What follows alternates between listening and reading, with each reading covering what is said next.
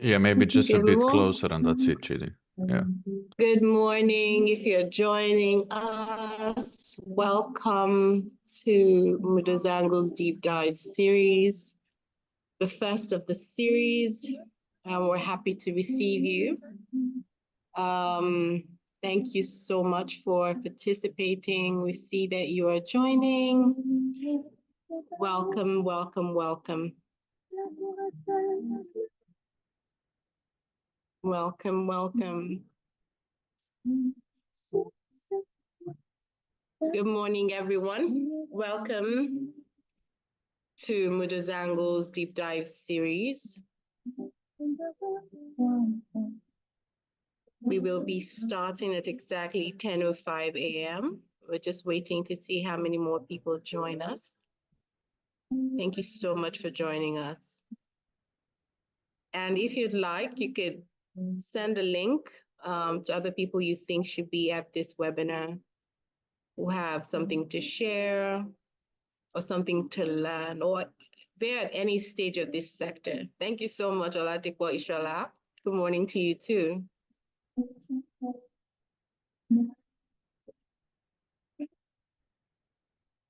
I see some names. I recognize some names. Please say something. Okay. Yeah, that's me. Oh, no. It's okay. It's okay.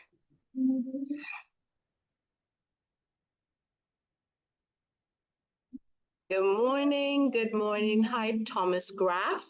Lovely to connect with you here.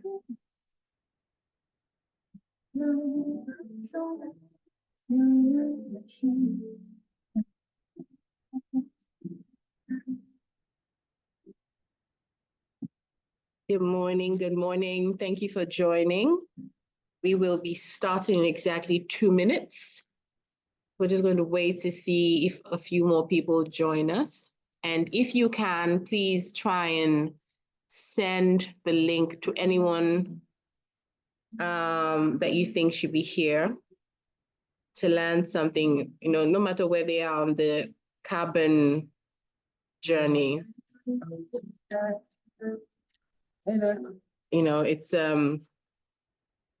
be great to have them join us. Thank you so much for joining. Thank you. Thank you. We're glad that you're here.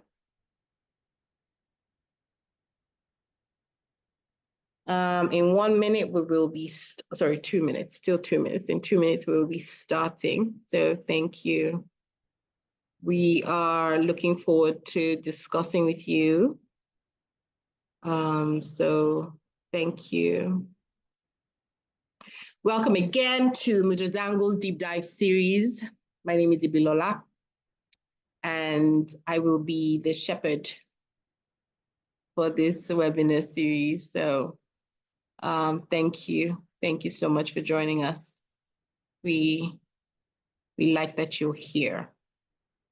We have a lineup of impressive people who have started this journey and know quite a bit. So we're excited that you're here. We're also here to learn from you because we don't believe that we know everything, but we'll be starting in just 1 minute. So if, please don't drop off, just stay on the call. We have a lot of stuff lined up for you. Thank you so much. Hi, Tosin. Lovely that you could join us. I understand you were having some initial challenges. Absolutely. Thank you. It's great to be here. Thank you. Thank you. Thank you so much. Thank you so much. Okay.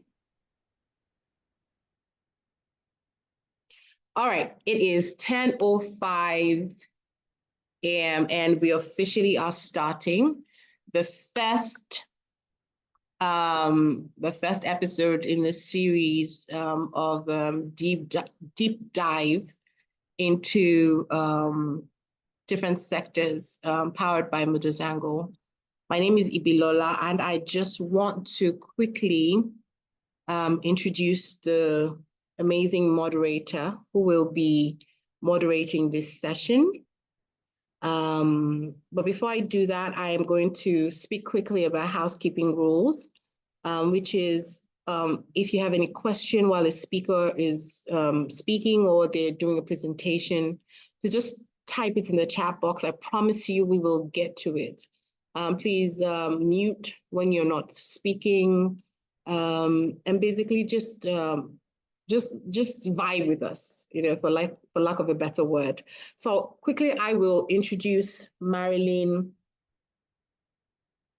Obaisa Sula, who is a partner and head of ESG, Sustainability and Climate Change Services. Sorry, just a minute. At PwC Nigeria, after previously serving as head of ESG, Sustainability and Climate Change at PwC. She also oversees similar services across West Africa. She has a natural ability for developing businesses and building structures for sustainable growth. Marilyn is an experienced professional in impact investing, ESG, sustainability, SDGs, green, blue, and circular economy, which is a big deal. Her extensive experience spans over 15 years, includes specializing in business development, market entry, and sustainability strategies for both small enterprises and large corporations. She has led high-impact ESG, climate, and sustainability projects across diverse sectors, including agriculture, FMCGs, finance, energy, pharmaceuticals, and tech startups. Prior to her current role at PwC, Marilyn was an associate director, Environment, Social, and Governance Services at KPMG Nigeria from September 2020 to November 2023. Her expertise extends to sustainability-related services such as ESG reporting, integrated reporting, sustainability assurance, impact assessment, and the integration and implementation of United Nations SDGs.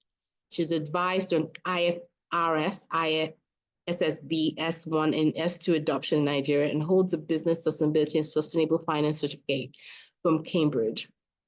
She is a recognized thought leader, serving on the ACCA Sustainability Working Group Africa Initiative, and is a sought-after speaker, panelist, and trainer committed to driving sustainable development and climate action across Africa.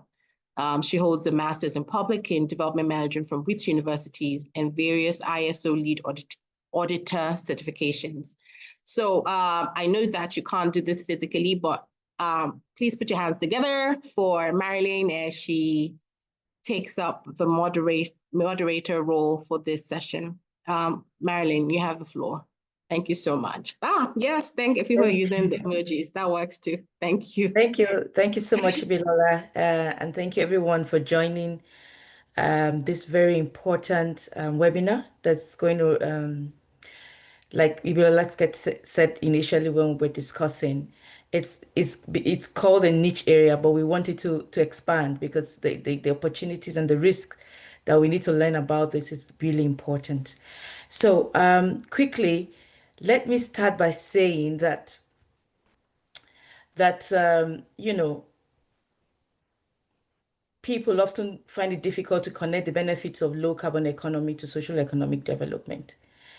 And this is so because many have not been exposed to the understanding of low carbon economy opportunities or high risk the high risks that that could happen if we ignore low carbon economy conversations.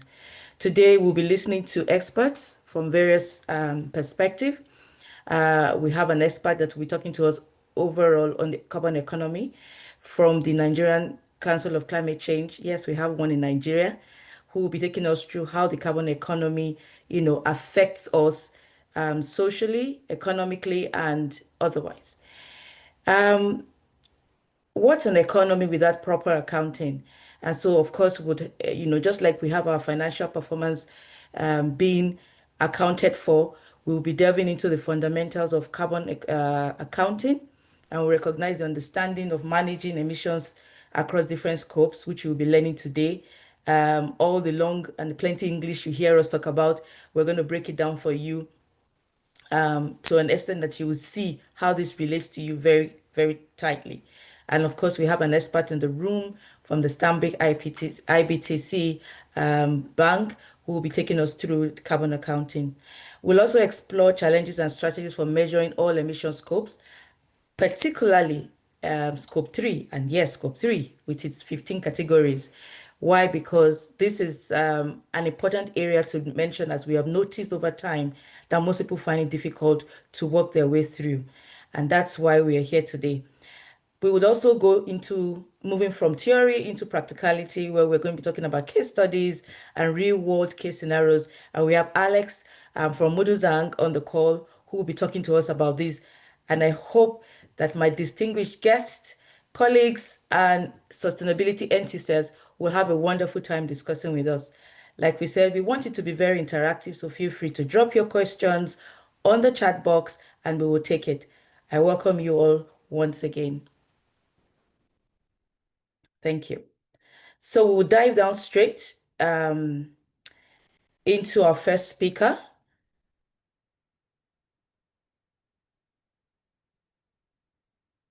Yeah, we'll dive down into our first speaker, Tosin Leye Odeyemi. Very, very happy to have her here. And in fact, one of the foremost banks in the sustainability space, not just making noise about sustainability, but practicalizing it with very wonderful data to prove that. And I can stand very confident in that. She's a fellow of the Institute of the Chartered Accountants of Nigeria and an honorary senior fellow of the Chartered Institute of Bankers of Nigeria. Her extensive experience at the Standard IBTC Holding PLC spans over 6 years, including roles as head, reward analytics and reporting, head of finance at Stanbic IBTC Pension Managers Limited. Tosin also serves as a board member and non-executive director at the Stanbic IBTC Trustees Limited. Very interesting to have, her cap spans across risk, finance, which is very, very critical to our conversations today. Beyond her corporate achievement, Toyin's dedication to volunteering is evident through her involvement in women in management, business, and public service as a member of the conference planning group subcommittees. Her role in automating mutual fund accounting systems at Stanbic IBTC Access Management Limited is very eminent.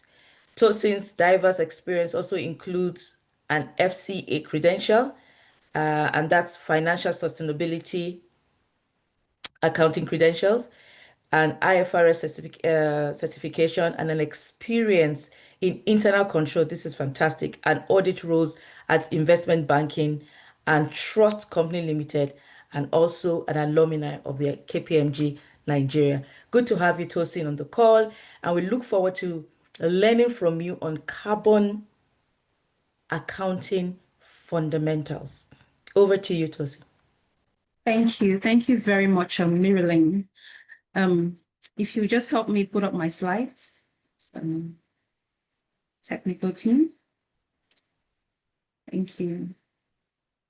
Thank you for that engaging welcome, Marilyn. Thank you. Thank you very much.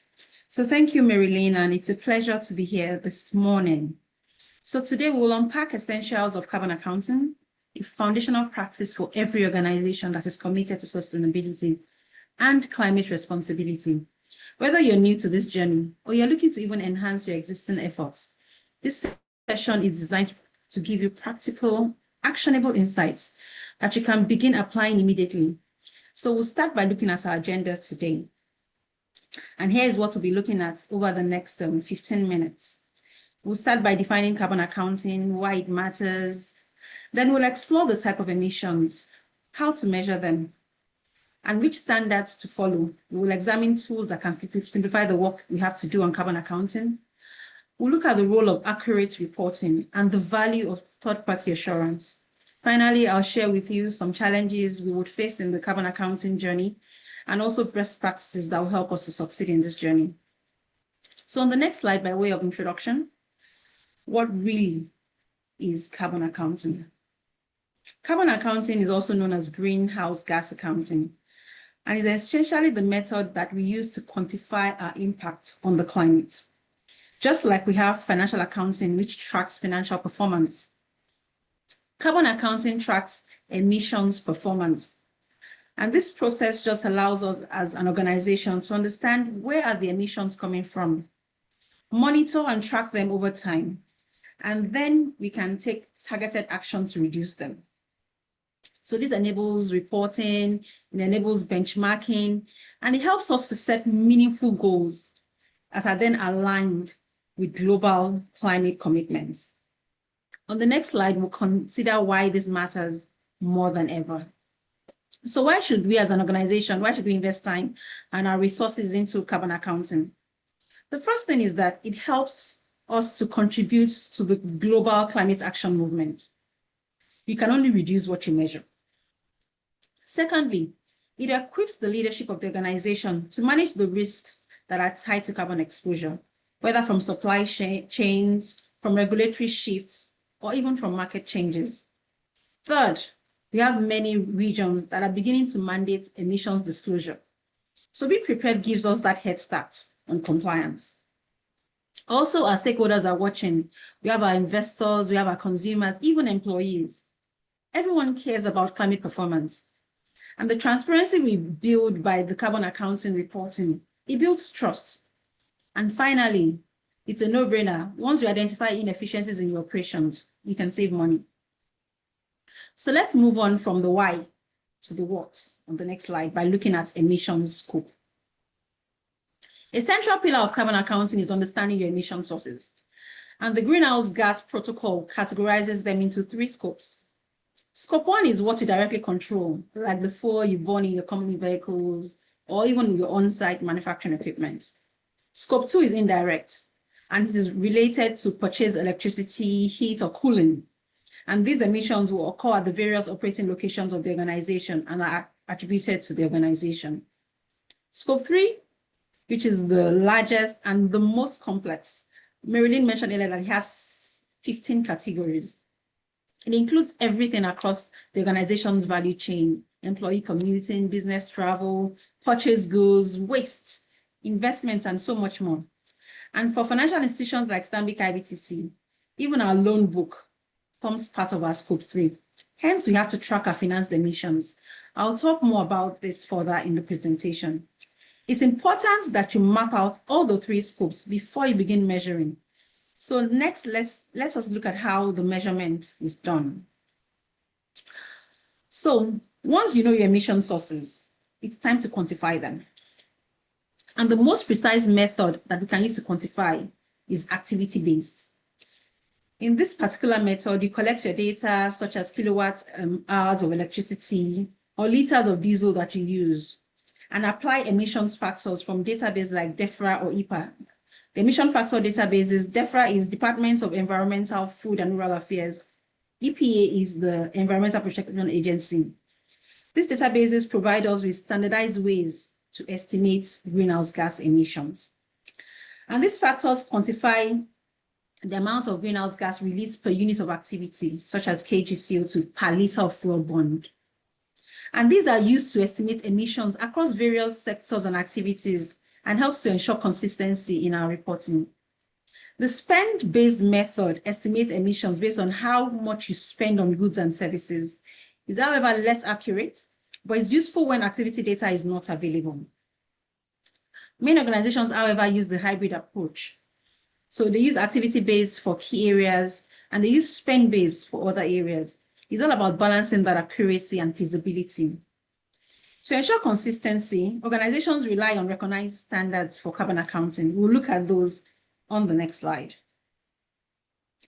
So the same way we have financial reporting that follows accounting standards, carbon accounting also follows global frameworks. The GHG protocol is the most widely used standard, and it provides guidance on scopes and calculation methods. It gives us a comprehensive methodology for measuring and managing emissions. It was established through the partnership between the World Resources Institute and the World Business Council for Sustainable Development, and has become the gold standard in carbon accounting, giving comprehensive guidelines to a wide range of industries. ISO 14064 gives us an internationally recognized framework for measuring, managing, and reporting greenhouse gas emissions. It's an integral part of the ISO 14000 family of standards, and is focused, that standard focuses on environmental management. ISO 14064 is divided into 3 parts, and each part targets specific areas of GHG accounting. The part 1 focuses on specification with guidance on organizational level, and this provides guidance on designing and developing the organization's greenhouse gas inventory. The part 2 focuses on specification with guidance at the project level. This narrows down on the GHG reduction projects, sets out criteria for quantifying, for measuring, for reporting emissions reduction, or even removal enhancements. The third part focuses on specification with guidance for validation and verification of the greenhouse gas assertions. And this final part addresses the validation and verification processes and gives a framework for auditing and verifying your GHG emissions reports. There's also independent verification under this, and it helps to give credibility to your greenhouse gas assertions, which is a critical step for compliance and stakeholder confidence. The Task Force on Climate-Related Financial Disclosures, TCFD, offers a globally recognized framework designed to enhance the transparency and consistency of climate-related financial disclosures. It was established by the Financial Stability Board, and the TCFD recommendations helped organizations to disclose clear, comparable, and reliable information about the risks and opportunities presented by climate change. You notice that I'm using a lot of past tense in explaining the TCFD.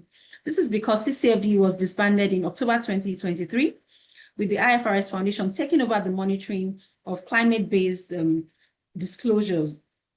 And the International Sustainability Standard Board, ISSB, has issued the IFRS S2, which is the climate-related disclosures. And then we have the IFRS S1, which is the general requirements for disclosure of sustainability-related financial information. So S1 and S2 are the successors of the TCFD, which S1 and S2 was released June 26, 2003, and it relates to periods beginning on or after January 1, 2024. The S2 builds on the TCFD recommendation and expands the scope of the recommendation and gives us more comprehensive and mandatory climate-related financial disclosures. PCAF is the Partnership for Carbon Accounting Financials, and it gives us a standardized framework specially designed for financial institutions to measure and disclose the greenhouse gas emissions of their portfolios.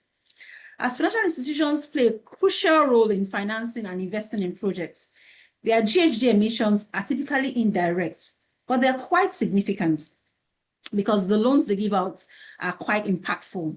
And by adopting PCAF guidelines, financial institutions can achieve greater transparency and accountability in their climate-related disclosures. Let's look on the next slide as to the tools that can make this assignment easier. So digital tools are transforming carbon accounting. Enterprise tools like Microsoft Sustainability Manager integrate with existing systems to automate data collation and reporting. Lifecycle assessment tools like CIMA Pro and Gabi provide granular insights, especially for manufacturing, the manufacturing industry. And we have newer platforms like Persephone, Watershed, and Noobyia, which cater to companies of all sizes with intuitive dashboards. Stanbic IBC Holdings PLC has adopted the use of Noobyia, which is designed by MudoZangl to enable its carbon accounting process. This system gives us a platform to help us interact with our customers to provide their emissions, which then intuitively computes Stanbic IBTC's financed emissions, which is a major part of our Scope 3 emission. The system also will help collate our Scope 1 and Scope 2, which then gives us a holistic view of our entire GHG emissions. For small teams and regarding their early stage efforts, Excel templates can also be a very good starting point. What matters is that you should select a tool that matches your complexity and your goals. Now that we have the data, what should we do about it? Let's look at reporting on the next slide. So once emissions are measured, they need to be communicated. Typically, this happens through sustainability or ESG reports. The ISSB S2 standard, IFRS S2 standard, is becoming the global baseline for climate disclosures. It requires companies to disclose Scope 1, Scope 3, Scope 2, and material Scope 3 emissions. It requires them to disclose their governance practices and risk strategies. Recently, ISSB announced a series of proposed changes to the climate-related disclosures, and it's meant to help to ease some of the requirements relating to GHG emissions. The new reliefs will allow financial institutions to exclude Scope 3 emissions reporting associated with derivatives, facilitated emissions, and insurance associated emissions. So this change is in response to market feedback and is aimed at making compliance easier whilst ensuring we retain decision-useful information for investors. They just released that draft and it's still undergoing reviews and feedback. I would also recommend strongly third-party assurance because it will boost credibility and ensure accuracy. Investors, lenders, regulators are even more likely to trust verified data. As we have with any new initiative, there are challenges. Let's look at those on the next slide and how we're going to address them.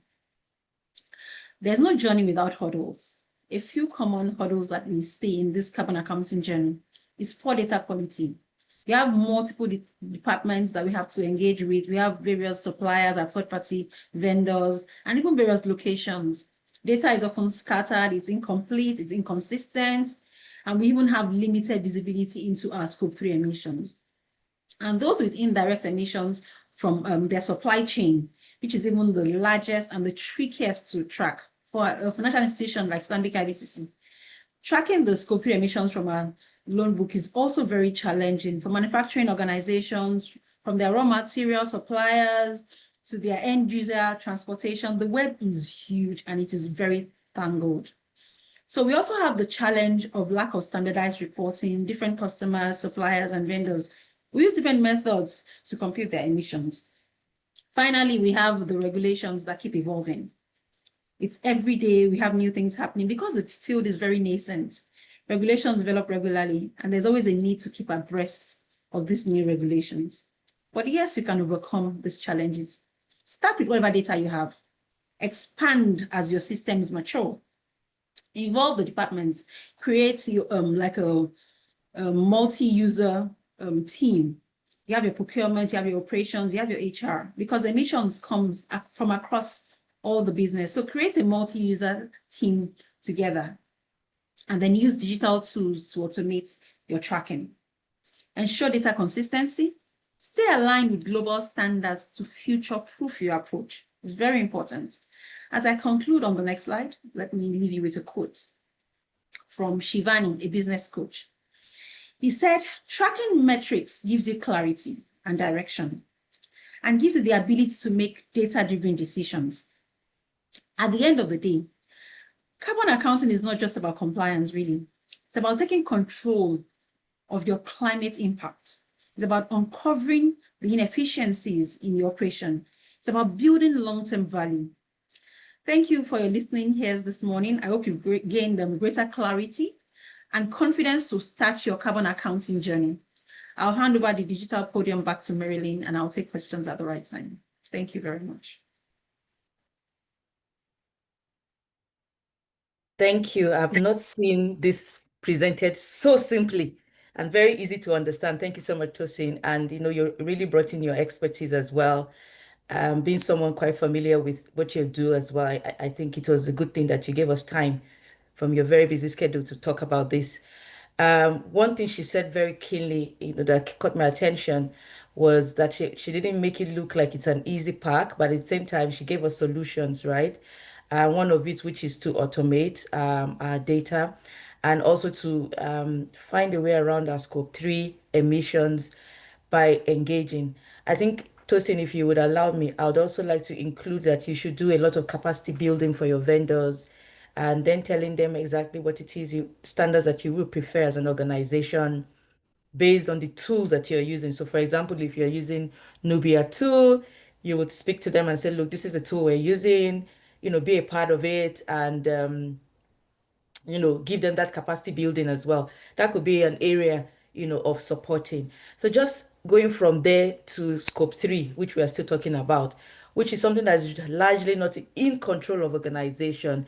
And there are going to be mandatory disclosures of these, especially from 2030 in Nigeria, where, you know, the Federal Reporting Council, Financial Reporting Council of Nigeria, pardon me for that error, Financial Reporting Council of Nigeria is asking that by 2030, probably SMEs will begin to report their sustainability, which includes reporting their emissions. And if you're an SME, or you're part of a value chain or you're a vendor, you will form part of the scope 3 for maybe other organization. So scope 3 becomes very big, but you have to start now because it's not very far off. I'm sure most of us know that that's not very far off. You have to start now because you have to understand your entire system properly and your data.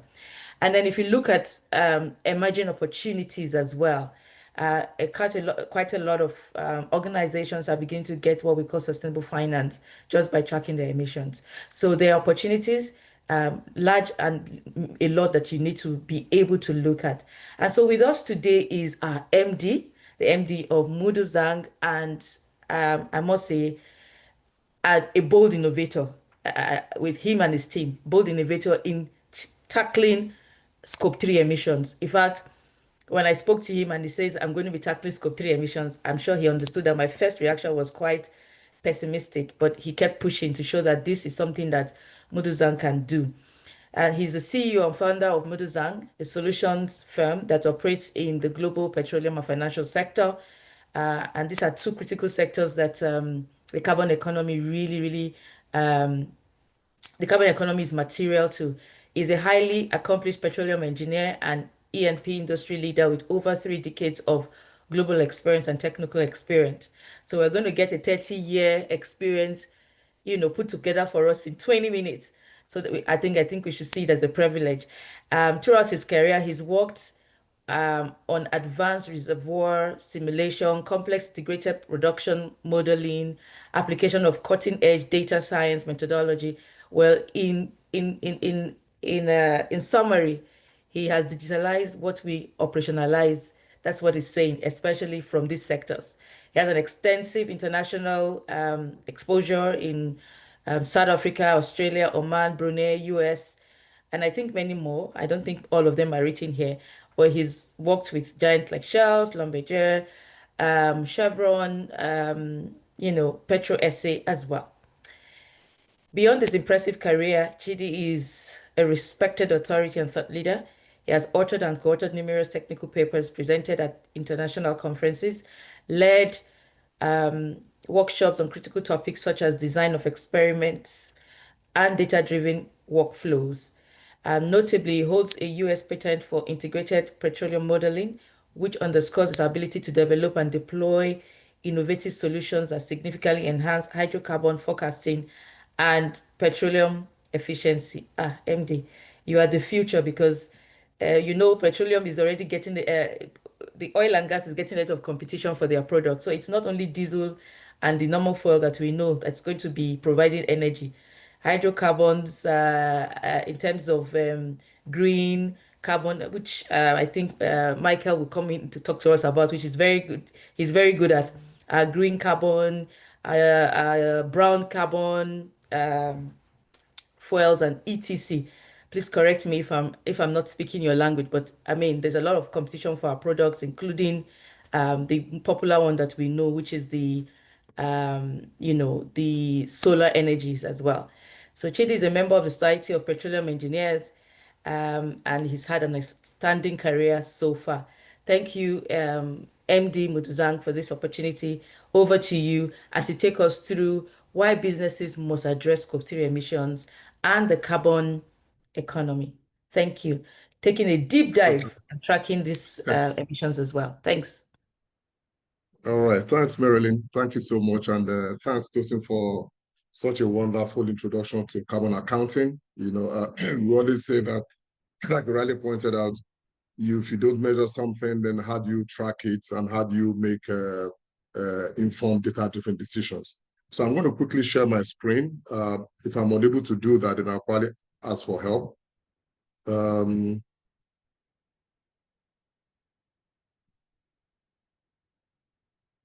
you see my screen? Yes. Yes, Chidi. Okay, good. All right.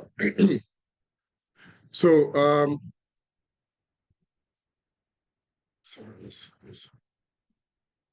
so I think when we talk about scope 3, let me see. I'm having a problem with my screen here. When I talk about scope 3, I think there are certain key elements that one needs to be mindful of. I mean, based on what Tosi also mentioned, you realize that scope 3 is is actually the largest of all of the scopes. And in many cases, can account for up to 95% of total emissions. And it's extremely complex, consisting of up to 15 categories.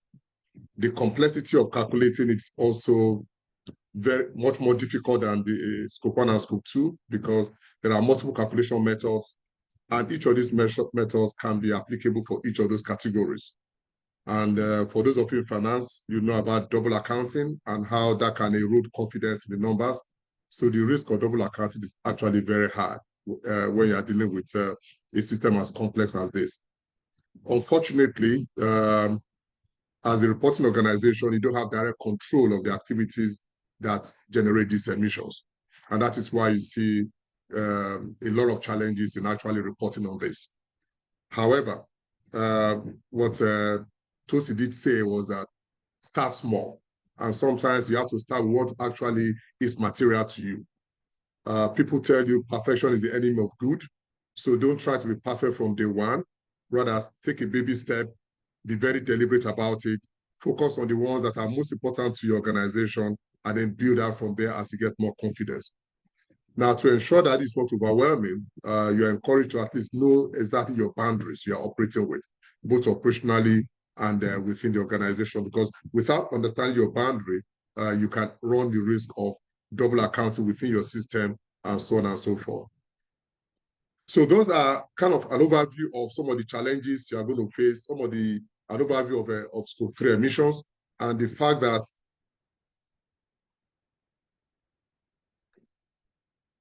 okay.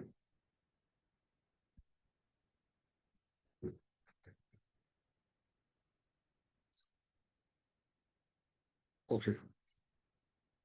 And in terms of measurement challenges, these are very well documented. One of the problems we have is data quality or even data availability in itself in general. And without reliable data, then what can you really do? And some of the problems some people are facing is that because of the lack of data, sometimes people try to you have to use methodologies that are consistent with the kind of data that you have. There is no point doing something more rigorous than the quality of data that's available to you. The other challenge people are having are the evolving and often inconsistent disclosure standards. And this is a very big problem. Now, where you are in your scope 3 emissions, these are indirect, and you are looking at things that are both upstream and downstream of your operations that are totally not within your control. So being able to engage with all of the stakeholders across the value chain can be very challenging.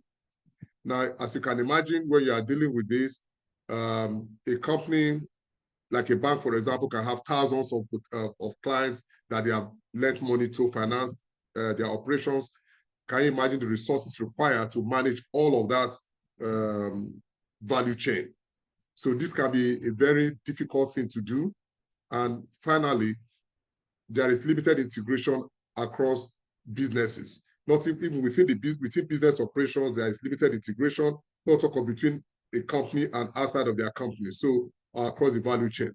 Because of that, what we've seen in the past is that many companies have resisted reporting on their scope 3 emissions, and they kind of, like the picture shows, pretend as if this problem is not there. Unfortunately, the problem is there, and there is no hiding from it. And the situation we now have is that increasingly, regulators are insisting that your scope 3 emissions have to be reported. Now, if you are doing any business in Europe, particularly, you realize that scope 3 emissions are mandatory. And for us in Africa here, Nigeria is moving towards making scope 3 emissions mandatory. And they have a clear roadmap to achieving that. So like Marilyn mentioned, this is not something you want to wait until the last minute before you start. It's important to start now as quickly as possible and then take those baby steps to build capacity within your organization and gradually become compliant even before the deadline is at hand. Now, according to the Financial Reporting Council of Nigeria, I think there are 4 phases. The early adopters are those who have started reporting before 2023, December 2023. And then those in phase 2, which is the current phase we are in now, between January 2024 and December 2027, are what we call the voluntary adopters. And then for the phase 3, as Marilyn said, latest by January 1, 2030, all SMEs are going to be mandated to report their scope 3. Now, given the complexity of this space, one can imagine that the earlier you start, the more you build, the quicker you build your capacity, and therefore you can be compliant with the regulations. As for government and government organizations, well, the date for them to report is to be determined. Now, what we found out is that many companies use Excel for their emissions accounting. The reality is that for the complexity of what is involved, Excel is grossly inadequate. And in our work that we've done with quite a number of companies, we've seen cases where Excel-based calculations are made.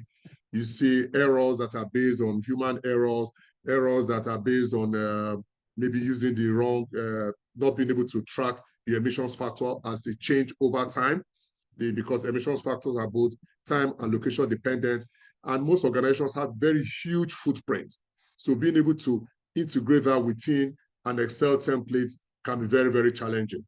And as you can imagine, when you are dealing with scope 3 and you are dealing with across the entire value chain, this can be a nightmare. Now, what people are recommending, and I think this was a report by Gartner, is what the companies are moving towards: gas emissions management system. And I recall when I first met Marilyn and we're telling her that we are going to tackle this scope 3 emissions, there was a bit of skepticism because it's quite complex.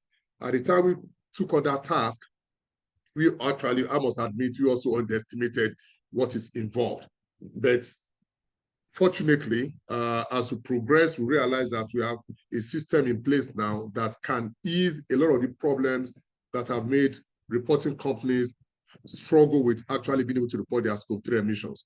And when Alex takes you through an example of that and a case study of that, you see most of these complexities you see in scope 3 emissions, we have kind of boiled it down in a manner that makes life a lot easier to actually calculate the scope 3 emissions and also be able to report them in any kind of standard they are required to report them. Now, I think the key to scope 3 emissions and actually any accounting emissions accounting is actually in the collaboration. You have to have a clear ecosystem. Now, and that ecosystem must allow for easy exchange of emissions data across the platform. So you can look at people that are, somebody who is making the scope 1 and scope 2 emissions becomes your scope 3 emissions. So if you are producing emissions somewhere, somebody is consuming it somewhere else. And for this system to work and for this system to be robust, there are a number of stakeholders that needs to be involved. You have to have, for example, the regulators have to have confidence in the numbers that you are reporting. And then you also have to have a way in which those who are going to audit these numbers are looking at the same numbers that you are using for your calculations in a way that they can rightfully say the calculation method is robust. So this platform ensures that the independent auditors, the regulators, those who are producing your scope 1 and scope 2 emissions, and those who are actually impacting their scope 3 emissions, all are sitting on the same platform. So this is what we have managed to build within Noobyia, and Alex will walk you through how that works for a case study. So if you look at the entire value chain, which has always been the problem in terms of how do you report from different stakeholders across that value chain, this was a nightmare in the past. There's no way you can reach out to thousands of vendors or thousands of stakeholders to bring the data into the system and collect all of these things. Within the emissions exchange platform, we have made this very, very easy. And one of the case studies that Alex will show, we demonstrate how easy it is for you to actually bring all these things together. So there is no more excuse to think that you cannot start on your scope 3 journey. When we talk to clients, they tell us they are very small and it's very complicated. But the good news here now is that it is now possible and they can start taking those baby steps. which integrates with every part of your organization. Like Tosin said, when you build out your emissions accounting team, you want everybody within your organization, because they have emissions footprint, to be able to report into the system. So you have an enterprise system, therefore, that allows all of this to happen in one place, so that whoever is coordinating emissions reporting in your organization has a line of sight to all of the entries coming into the system and resulting in the emissions that you are going to report. Then I think the other thing I want to say, I mean, when you talk about way forward and best practices, the critical thing here is collaboration across the entire value chain. But there is a challenge in collaborating, because most people are very, very wary of releasing their data to people that shouldn't be confidential information to those who don't have to know it. So you have to have a system that allows you to only divulge what is absolutely necessary without people knowing exactly what is going on about your confidential information. So this requires active collaboration across the entire value chain.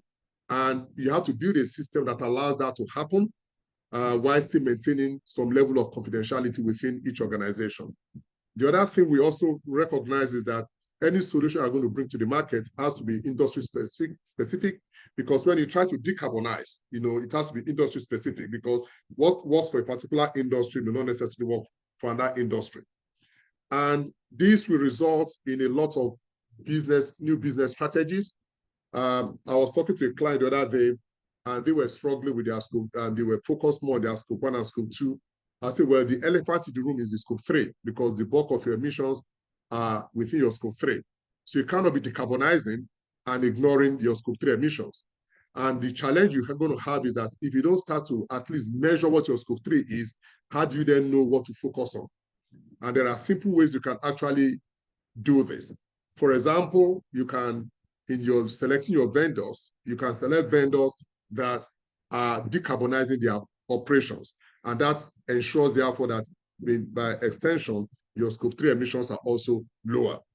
Now, when you're asking for products, you can be very specific about what kind of materials should be used in the construction of your products, and you can go for those low carbon products. Then partnerships will be very, very critical here, because we are playing different spaces. Like, for example, you can see a company that's mainly in technology, and that company might be in manufacturing.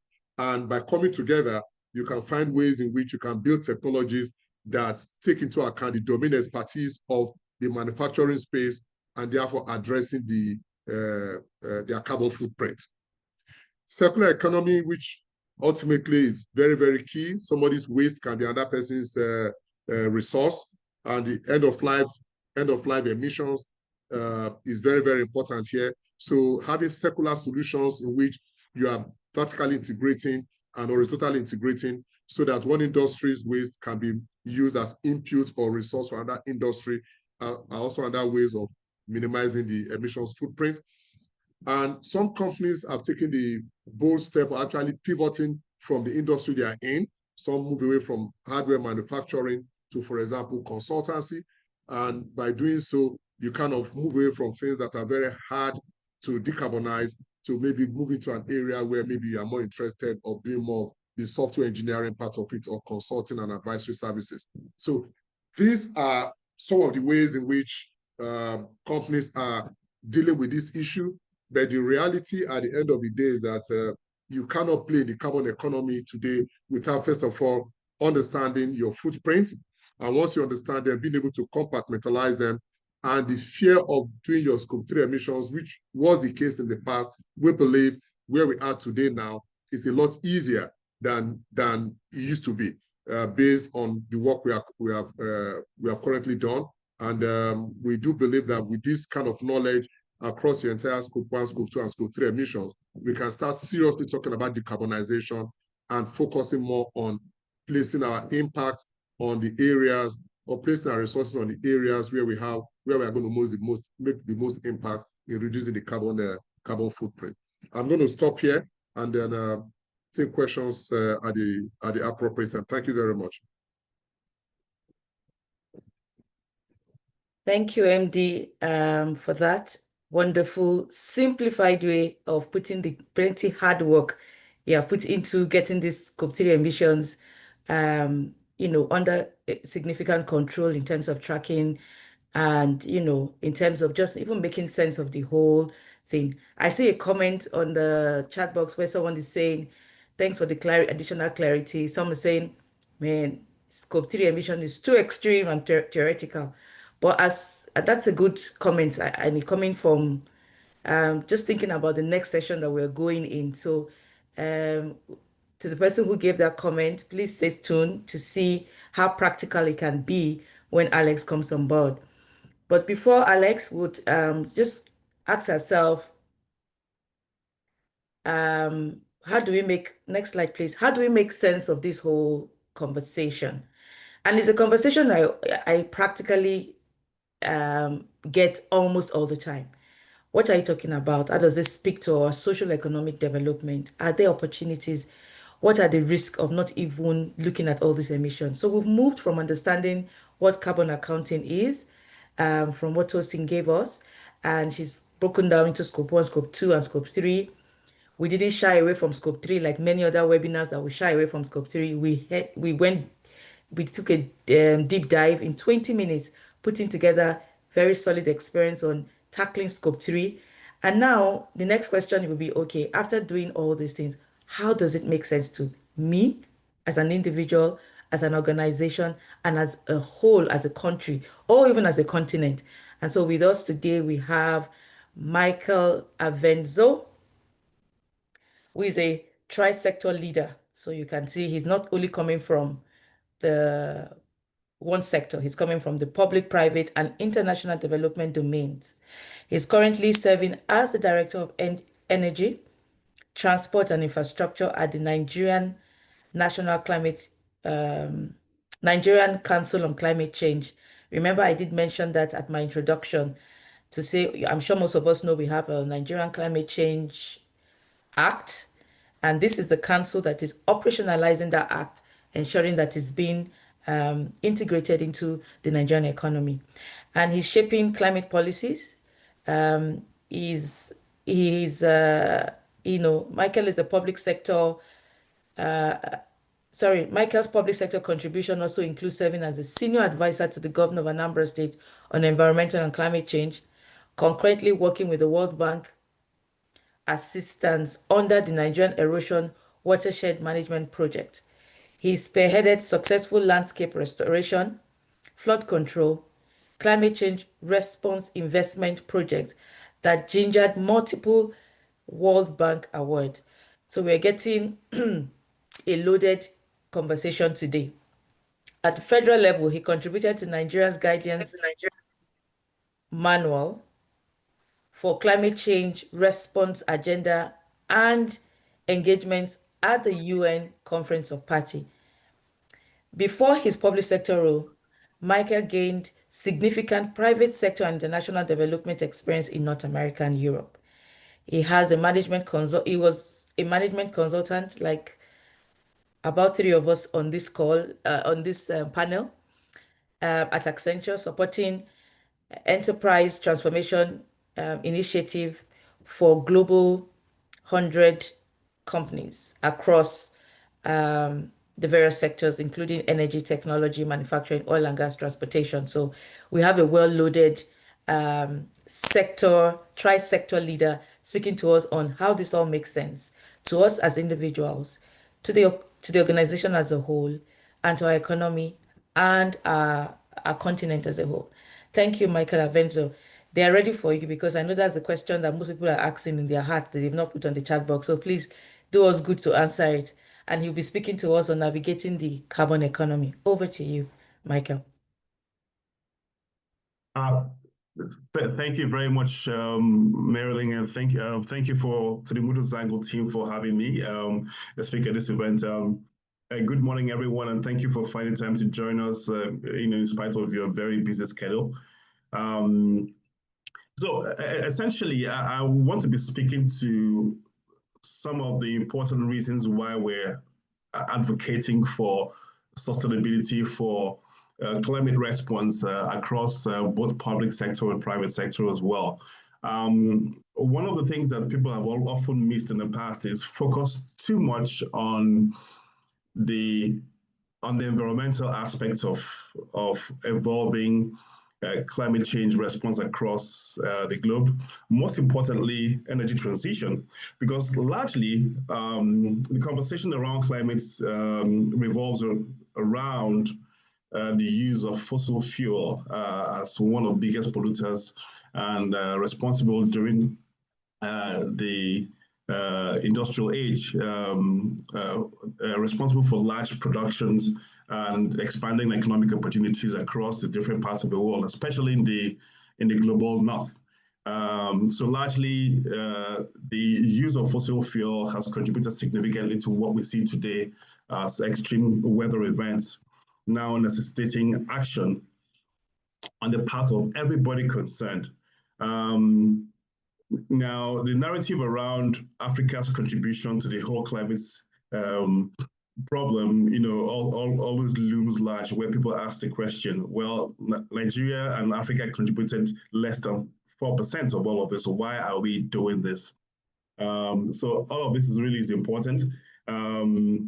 So let me quickly share my slide and talk through it.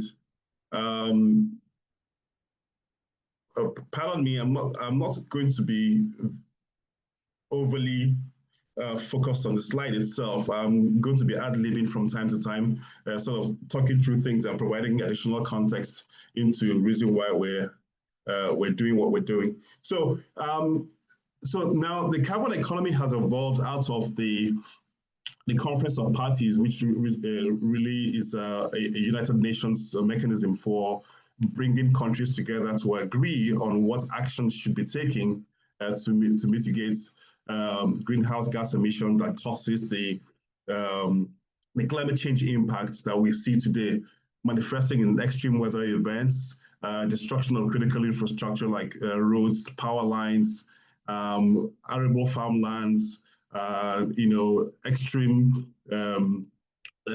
tornadoes, El Nino effects, wildfires, floods, desertification and droughts, and all of that. Those are directly attributable to climate change impacts. But even more so is how do these events, adverse climate events, impact our ability to be sustainable as a business, as a community, as a family? And that's really the key here. And therefore, it becomes important that collectively, as a responsible member of Committee of Nations, Nigeria must contribute its part to doing so. We also recognize that, again, there are, besides the extreme weather events that I've just mentioned, there's also economic dimensions that people don't often talk about, where people have identified that fossil fuel, which is Nigeria's largest income earner, is responsible for climate change. And therefore, if you remember the global stocktake outcome of COP28, the Committee of Nations agreed, and parties to the agreement agreed that we need to reduce our overdependence on fossil fuel across all the sectors of the economy. What does that mean for Nigeria? It means that our biggest source of income will now become, will no longer be palatable for our trading partners. The people we export crude oil to are now decreasing their appetite for our most important foreign exchange earner. What does that mean? How do we fund our development and growth? A country of about 250 million people, how do we support that economy? How do we support our people, especially those in underserved communities, all in the interest of just transition, making sure that everybody is carried along? How do you support economic growth across all the different sectors and so forth and so on? So that's the challenge for us, if, for example, Japan and the other people we export oil to no longer need our oil. What does that mean? So these are some of the important conversations that we need to have, and keep it in mind when we make that argument as to why we need to evolve a more sustainable, low carbon future for ourselves. So these are some of the important elements that we want to talk about today. I know I have 20 minutes. I'm going to try to be really brief, and I'm happy to have questions later on. So the evolving a carbon economy that's coming out of that effort to reduce GHG means that we know that we are asking people to retrofit their energy systems to low carbon alternatives like solar, wind, whatever else is available to us. But it costs money, right? To now remove your 20 kVA generator and now go out and buy an equivalent solar installation to support your household needs, your companies, and so forth and so on. It means that you're going to jettison that investment you've made in diesel generator and now bring in additional expenses to be able to uptake renewable energy. Now, that's a consideration. If you're running a business, if you're a mom and pop shop, if you're a family that has to survive on this, it's a very big ask of all of you to say, move from one and then, forget the other. But that's not what we're saying. We're saying also that in the carbon economy, we have now made carbon dioxide an asset class, a tradable commodity, whereby the effort you make, the products you execute to reduce emissions in your businesses, in your homes, and so forth, will now be quantified and then monetized based on the amount of carbon emissions you have reduced by adopting low carbon alternatives to current business as usual energy sources. So that's really the genesis of this entire carbon economy. We don't want you to be less stranded by asking you to make that transition, but at the same time, we also want to make sure that you have the necessary financial incentive to do so without coming out of pocket a lot. So that's basically the introduction to the carbon economy itself. And there are many ways to achieve that. That involves what has been described as the carbon markets. So now you have an economy and then there's a market for trading that commodity called carbon, right? Well, for the sake of technical definition, carbon refers to any greenhouse gas, right? Whether it's methane or nitrous oxide or whatever else that's available there.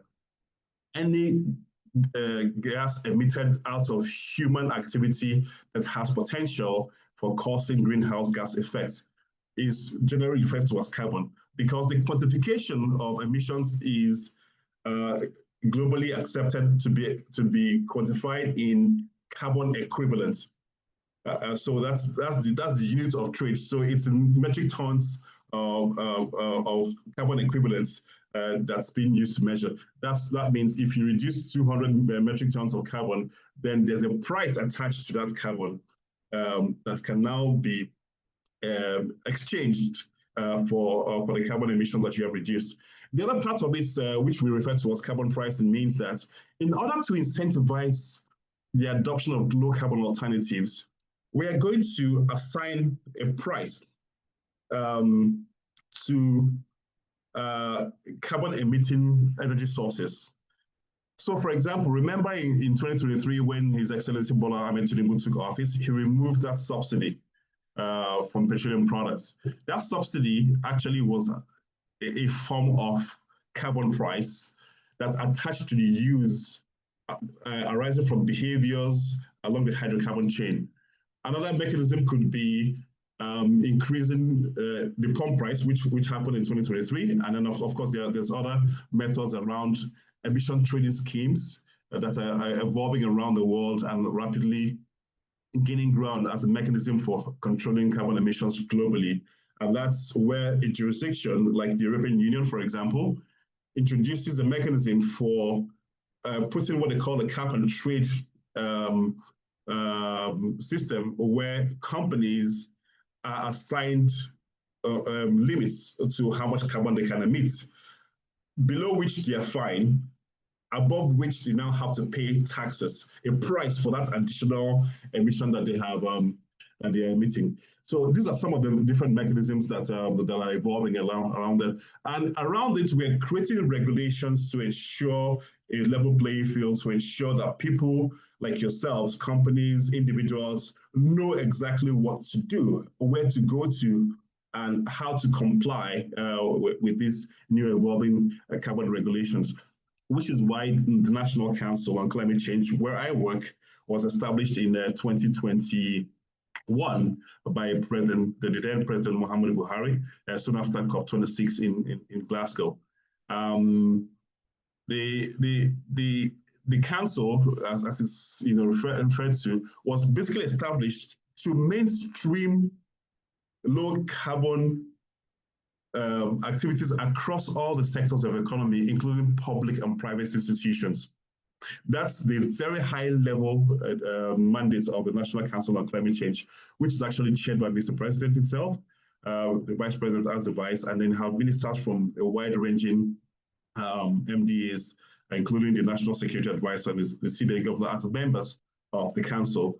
And it usually has a Director General, who is then also the Chief Executive of the Secretariat that actually implements the decisions of the council, where Mr. President and the ministers sit. So I work in that secretariat, so that's where I'm operating from. And so the regulatory landscape, looking at things like, for example, the Climate Change Act, the Petroleum Industry Act, for example, looking at, even though it's not a regulation, it's actually a roadmap. The Energy Transition Plan that we evolved in 2022 as well actually sort of gives us a roadmap for how to go from a very carbon-intensive economy to a low-carbon economy, but also keeping in mind that we have to maintain a growth trajectory to take care of our citizens and direct activities that support our national growth plans. So we want to move to a low carbon economy, but without jeopardizing our ability to grow our economy and support our teeming population. And that brings us to the role of the carbon markets. I think I may have been stuck too much and stagnated. Right. So the carbon economy, the carbon markets, basically, which is really at the heart of what we're talking about here, looking at offsets, looking at potential emission trading schemes when it becomes available, is that singular markets, just like a financial market, where emissions reductions are traded, what we commonly refer to as carbon credits. If you want to go technical, you can call them mitigation outcomes, are traded in exchange for money to incentivize the projects that you will execute to move yourselves or your businesses from a carbon-intensive operation to a low-carbon one, and so forth and so on. And there are many definitions that are going to be thrown at you. You're going to hear things like offsets. You're going to hear things like insets. But a burning question amongst all of you is, how do we take advantage of these carbon markets? How do we participate in it? What are the mechanisms for that as well? So let me back a little bit and build some context around that. Starting in 2022, the federal government of Nigeria decided that we're going to create a framework that Nigeria is going to use to interact with the rest of the world, participating in the global carbon markets, meaning how do we make our sectors, economic sectors, available for the rest of the world to participate, invest in it for the purposes of trade, of harnessing the carbon credits, and then in exchange, giving us money or investing in projects that create positive economic benefits for us in Nigeria. And so there are many ways to do so. Let me backtrack here a bit and also provide additional information around what constitutes a framework. A framework now means that a set of standard operating procedures, if you will, that a country that is usually a party to the Paris Agreement, it's only countries that are actually parties to the agreement because it's actually legally binding, and therefore it is the sovereign authority that can commit to those Paris Agreement requirements. And that expression, that agreement is expressed in terms of what we call our nationally determined contributions, meaning what is Nigeria going to do? What sectors of economy are we going to prioritize in our low carbon transition in order to be able to prove to the world, or rather commit to saying, we're going to reduce X number of tons of emission in support of the global fight against climate change.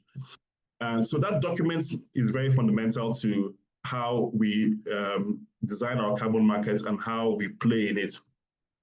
So let me break it down into simple terms. Company A decides that I'm going to remove my diesel generator and bring in, for example, maybe solar systems. Now, there's a very common calculation for how much diesel contributes in terms of carbon emissions that arise from a liter of diesel. If you do that calculation, I'm being very simplistic here, it's a lot more complex than that, but not very complex.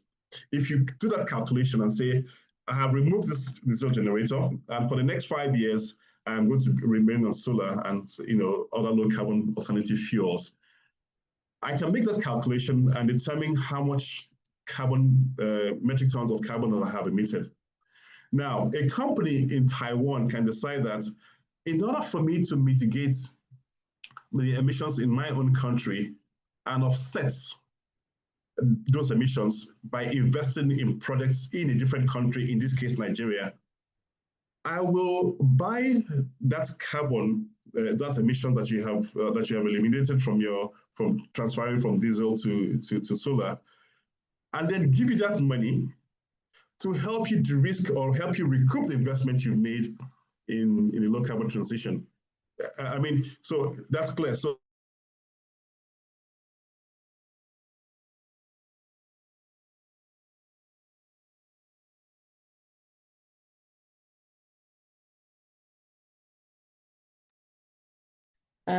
it looks like we've lost Mr. Michael Levenso.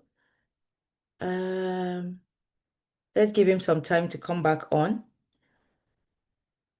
And while he's doing that, probably we can take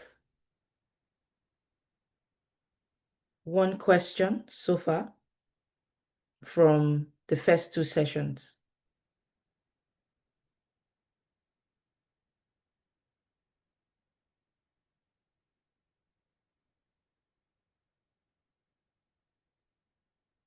Do we have any question in the room? Please drop it in the chat box.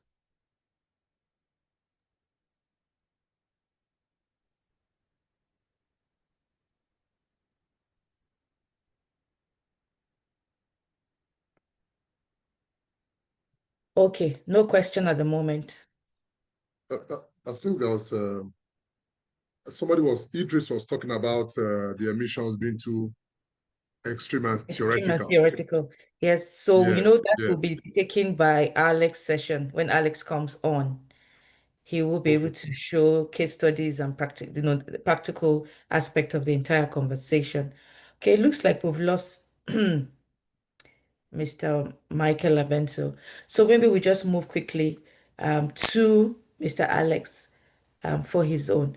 But before he comes up, let us also drop that this carbon market is real. And if you go to Reuters, you would see that countries like Saudi Arabia has bought 2.5 million tons of carbon credit from the Kenyan capital market at about $6 per tons.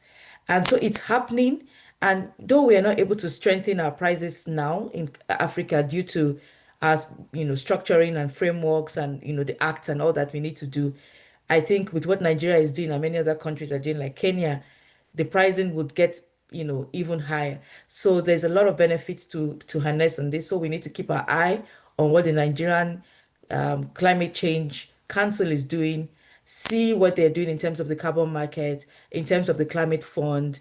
There's a lot that's happening in that space. Let's not just think it's all about reporting, but see where we can harness opportunities from there. I see Mr. Michael is back.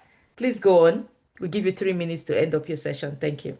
I apologize for that. I have some technical glitch here. So so I was basically explaining the idea behind the evolving carbon economy in terms of what the trading means.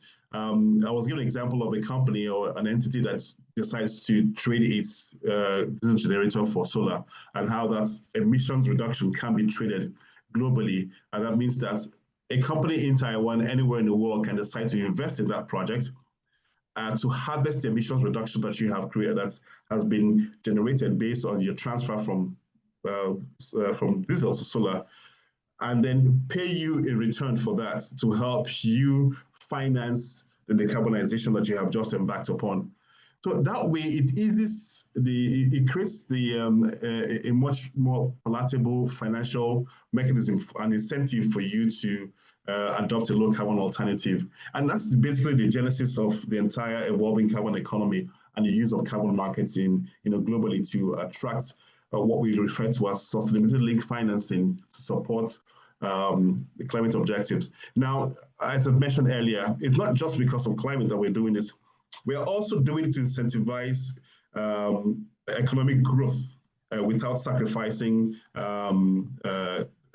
climate. So the good news here is that we can actually do both. We can reduce emissions and at the same time continue on a trajectory that is consistent with our national ambitions as a country. So in essence, Nigeria's participation in global carbon markets is actually directed at helping Nigerian entities within the geographic region called Nigeria to participate globally in the carbon market, and of course amongst ourselves here domestically, by telling the world that our carbon market framework, incentivizes finance flows from outside into the country to help with the decarbonization mandates across the different sectors. And that's generally how this is evolving.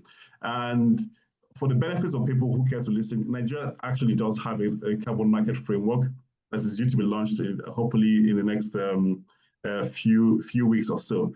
That means that within that framework, we have defined what sectors are applicable to us. We have defined what the mechanisms are for participating in the carbon trading and what particular activities qualify as eligible activity under the carbon markets for trading of mitigation outcomes. The previous speakers have spoken very eloquently about the evolving regulatory framework and the requirements for reporting on our activities. I also wanted to sort of put some context around the very enlightening presentation by Ms. Tosin Lekede.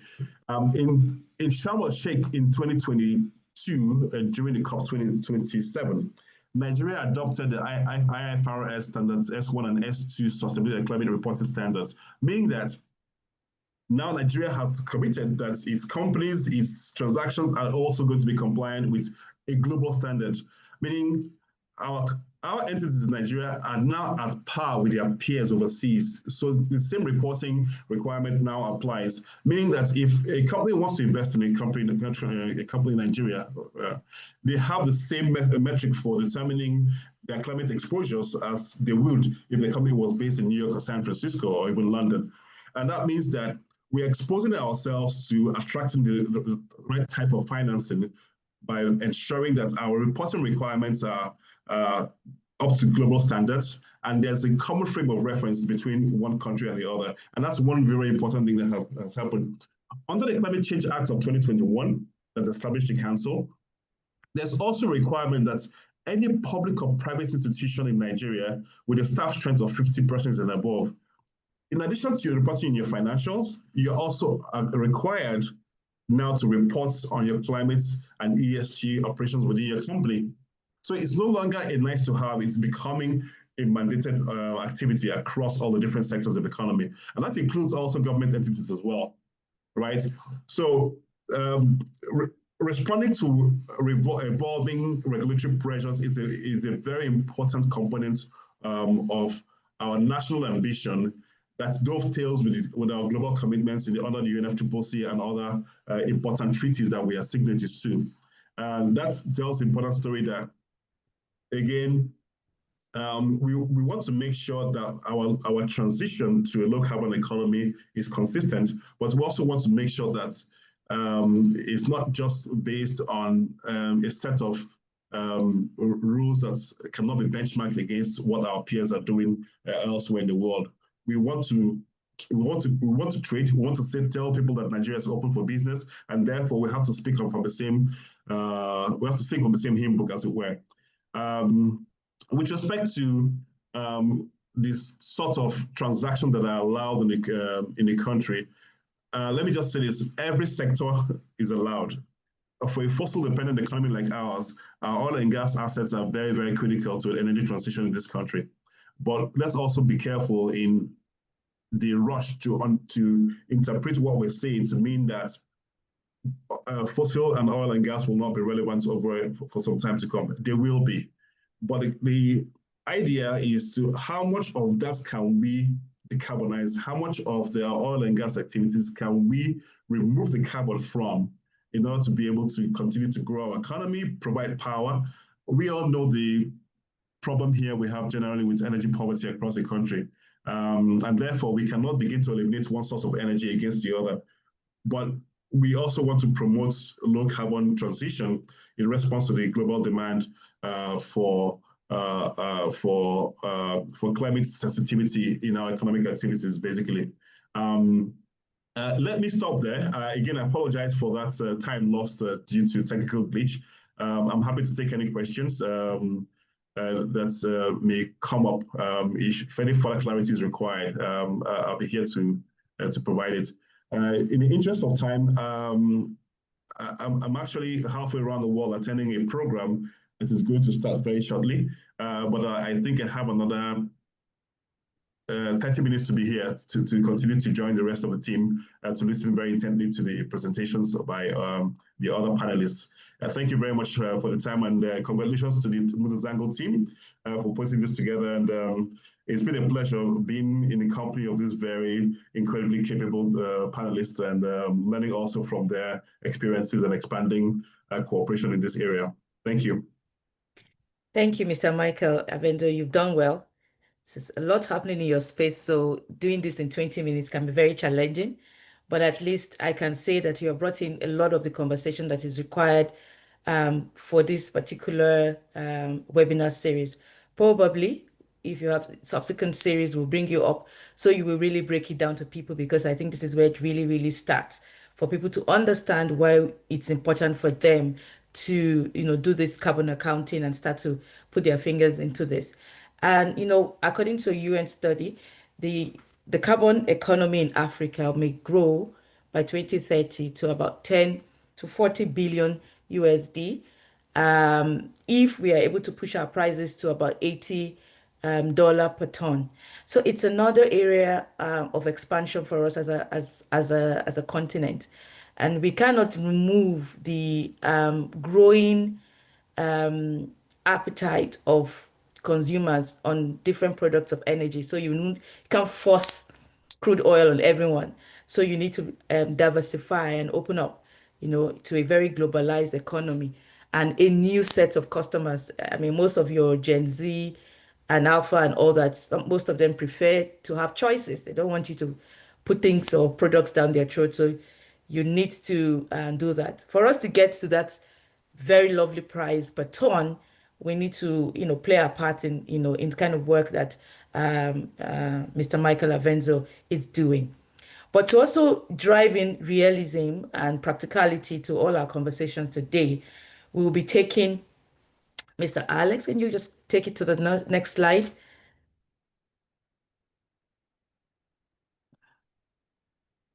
So Mr. Alex will be taking us through, some practical ways of doing these calculations.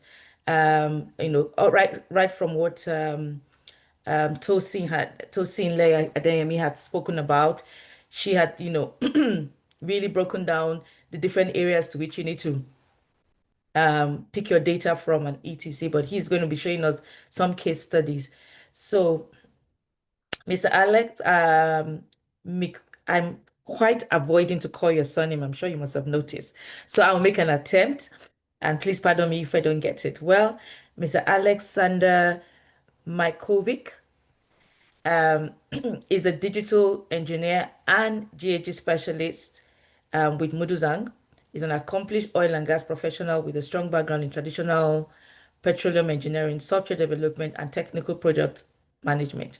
He has a proven track record of delivering automated solutions in GHG calculations, hydrocarbon accounting, and the computation of engineering workflows.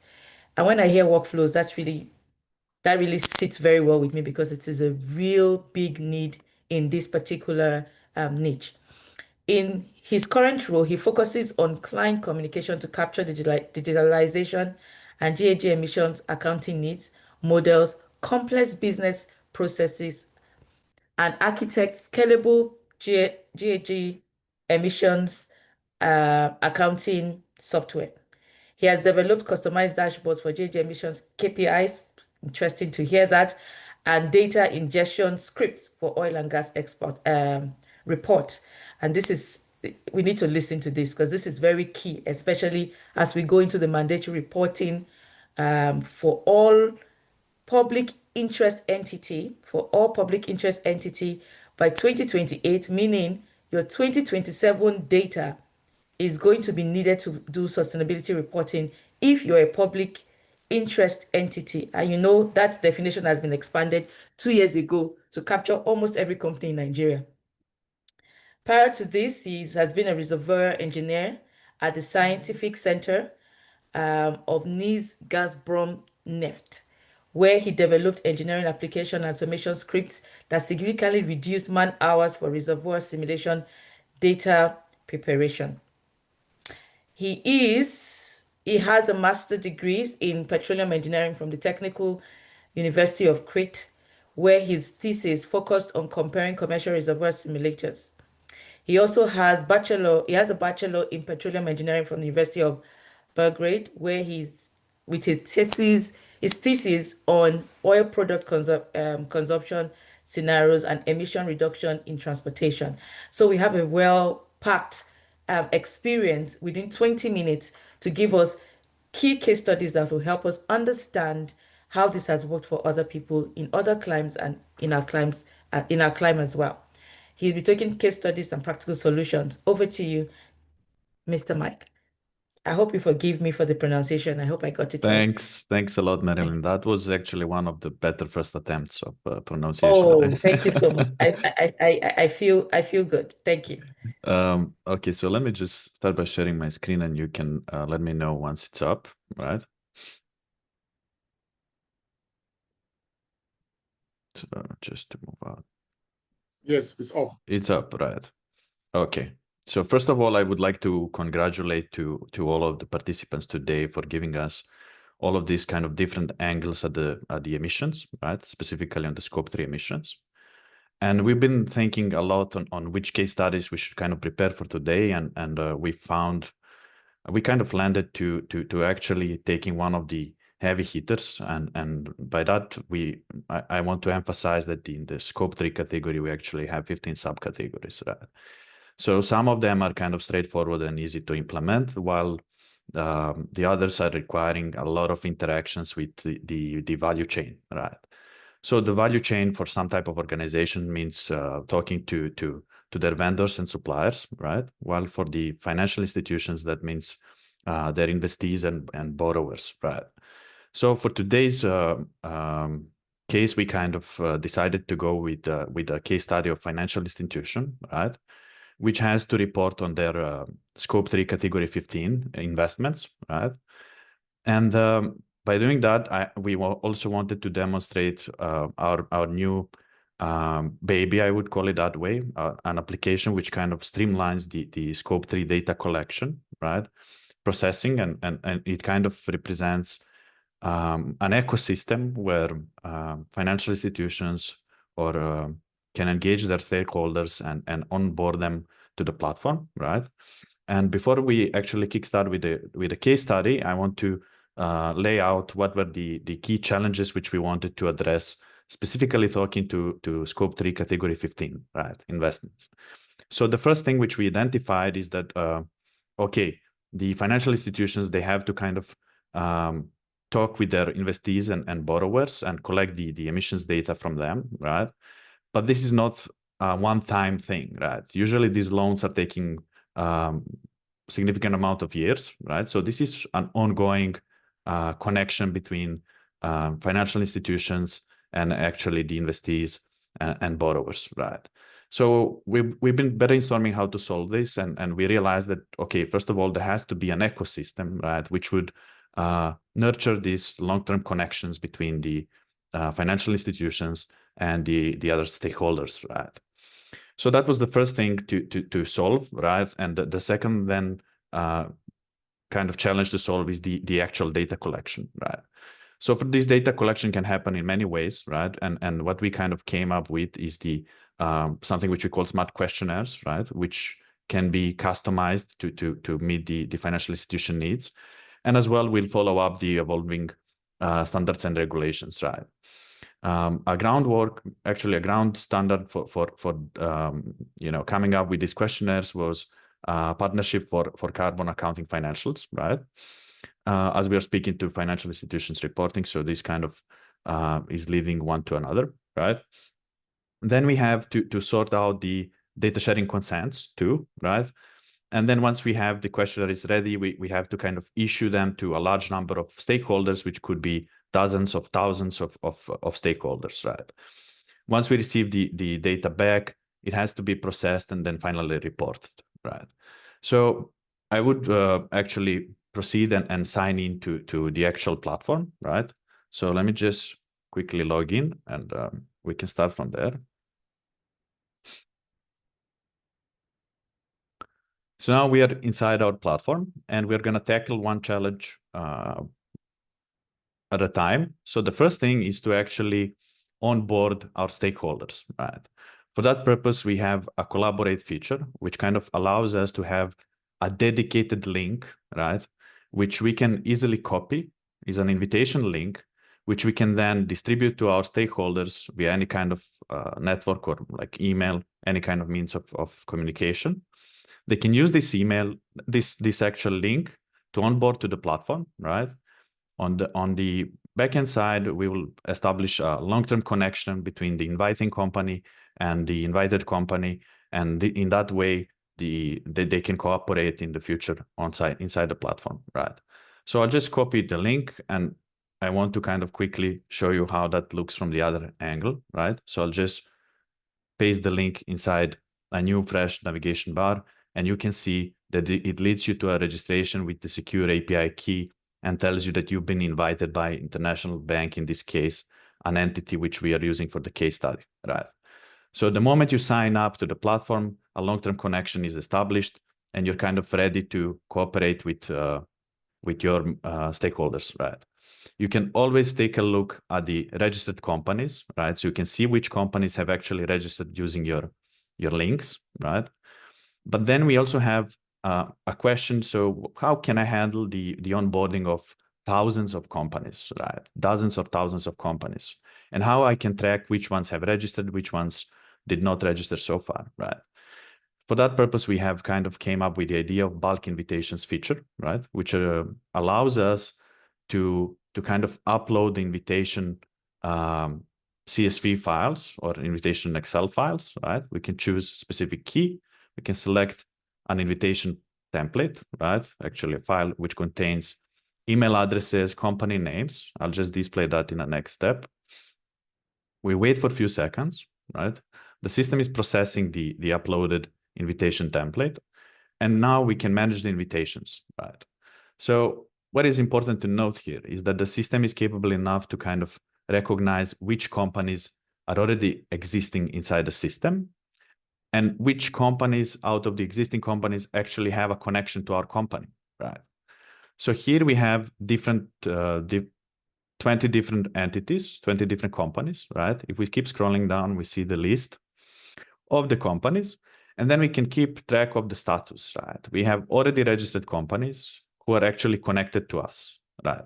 We can have companies which are not registered, and then we can quickly filter them down by selecting the connection filter and, let's say, asking for not registered companies, right? We can filter for the not registered companies by clicking a single button here. We can label them all, mark them all, and send bulk invitations to them, right? So I'll click on send invitation. This will start executing the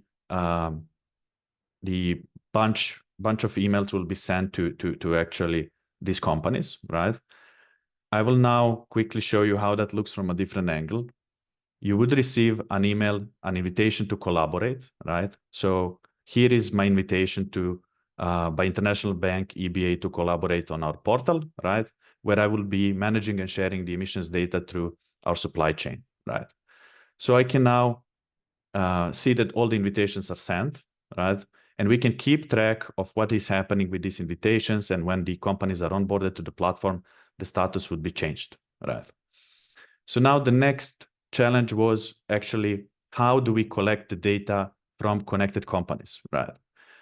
For that purpose, I will navigate to the scope 3, navigate to the investments category, right? And here we have something which we call the questionnaire templates, right? So as we all know, there are multiple asset classes when it comes to financing, right? So we could be dealing with the project finance, we could be dealing with the business loans and unlisted equities, listed equity and corporate bonds, and there are many more, right? For this purpose, we have registered 3 types of the asset classes, right? And we have kind of predefined the questionnaires, right? So I'll just preview the listed equity and corporate bonds questionnaire so you can see how it looks in action, right? It has steps, right? The steps could be conditional. So we have a general company information, which is capturing basic information such as the company name, industry, address, and then also having the so-called conditional questions, if the company is listed or not, right? Based on the answers on the conditional questions, we then render specific questionnaire steps, right? So we see that we have 2 actually conditional steps, such as the listed company or private company, right? Depending on the answers of the stakeholders, it will then conditionally display one of these 2 steps, right? So I'll continue to the next step where we kind of collect some financial data, right? Some of you who are familiar with how the investments category works and how we kind of consult the external databases, you would know that we need to rely on probably revenue, number of employees, industry, and regions, right, to kind of pull the emission factors for the specific industries. And this is the purpose why we collect the financial data in the step 2 for the listed companies. We also collect the data such as the organizational identifiers, which will be used later on to uniquely identify certain companies, right? But then we also have a private company step, which is kind of collecting financial data for the private companies, right? And then in the final step, we are also providing an opportunity to submit your aggregated emissions data, right? So for this purpose, we kind of try to make it simple, and when we provide an aggregated emissions data questionnaire, while we also have a detailed emissions data questionnaire, which would cover all the individual subcategories of scope 1, 2, and 3, right? What is also very important, and we mentioned it a few times today, is that we also kind of want to know if the data was verified and what were the assurance levels associated to the submitted data, right? For that purpose, we allow for the evidence uploads. So the users can upload the sustainability reports or third-party verification reports while submitting their data too, right? This then will be utilized in the processing phase to kind of have a scoring of your data quality before it gets added to your inventory, right? So now I'll navigate back to our investments category. So we have multiple questionnaires, right? The next step is actually to issue the questionnaires to connected companies, right? So in the data sharing tab, we can see all the connected companies, right? So now at the moment we have 11 connections. They're coming from 3 countries and they're covering 10 industries, right? So we have 4 available templates which we could issue to our connected companies, right? But what is also important to tackle here is that we kind of need to attach a consent to data collection questionnaires, right? For that purpose, we have a consents feature, which also provides some default options, such as consent to share the greenhouse gas emissions data, right? Which I'll just open up for a preview, right? And it kind of tells us to informs the stakeholders that the data we collect will be utilized and aggregated to for the purpose of reporting scope 1, 2, and 3 emissions, right? But it will be anonymized when publicly disclosed, right? So this is just one case of the consent. We also allow for a creation of new consents. So our future users could be kind of defining their own consents in few steps, right? So once we have a consent, we are ready to issue the questionnaires, right? So what is the process of issuing the questionnaire is actually selecting the companies that you want to fill up the questionnaire, right? So we can select few companies like Boris company, let's take logo 2, right? Then we can select a template. And let's say we want to issue the business loans and unlisted equity template to them, right? We can click on send. You would see the selected companies here. And then we also have to attach a consent, right? We can attach the consent to share greenhouse gas emissions data and then compute how many of reporting years are we interested in collecting the data, right? Also bounded by the latest reporting year. So we can say that we are interested in 2 reporting years with the latest reporting year of 2024, and then send the questionnaire, right? So all of the stakeholders will be informed. They would receive an email with a certain action required from them, so they could easily log into the platform and take the questionnaire, right? So once they process the questionnaire, right, we also have a feature to track the current status of those questionnaires, right? So here we can see different companies. We can see the status of the questionnaire and also the consent status, right? So we can see that the consent status is pending acceptance and the questionnaires that we just issued are also pending, right? But let's focus on one of the consents which is actually submitted. Consent is accepted. We also have a data completeness indicator, which is a quick way for us to kind of realize, did they provide all the necessary data, right? Like scope 1, 2, and 3 emissions. So here we see that, okay, the Boris company did actually submit all 3 scopes, and then we can proceed with processing the questionnaire, right? So I'll just open up the processing window. The system will automatically pick up the company name, asset class, and then we have to kind of map out which industry is Boris company coming from, right? So let's say they're coming from the mining industry. We have to categorize it based on the financing type. So this would be a project finance, right? And there is also something which is very important when it comes to financial institutions and specifically investments category, right? And that is attribution factor. It basically represents a ratio of loan to overall equity plus debt worth of the company, right? So it basically represents the equity that the financial institution has in certain company, right? And that would be an attribution factor which ranges from 0 to 1. So let's say we have around 33% in Boris Ltd company, right? And we also have to kind of set up the verification levels, right? So we can score the quality of questionnaires by categorizing it as self-reported, internally verified, third-party verified, partially verified, etc. Right? Of course, depending on the data quality which is submitted in the questionnaire and also the evidences which were uploaded. Right? So to just kind of save us a bit of time, I'll just set it as not verified, right? And then we can screen out what were the actual inputs inside the questionnaire, right? We can see the actual numbers for the scope 1 emissions, scope 2 emissions, scope 3 emissions, right? We can just proceed with the additional year 2023. We also have to provide the financing type. So this was also the project finance. The attribution factor was probably a bit higher, so 0.35, right? And we also can label it as not verified, right? In the next step, we have a nice overview of all the data which is going to be kind of taken from the questionnaire and added to the inventory, right? So we can see that the company methodology is reported emissions, right? So we are actually not relying on external databases. The emissions data is coming directly from the investee or the borrower, right? Is falling under the project finance asset class. And then we can see the industry, financing type, attribution factor, and then the emission numbers too, right? So all of that can be added to inventory by clicking a single button, right? And now the next step for us is to actually take a look at the inventory itself, right?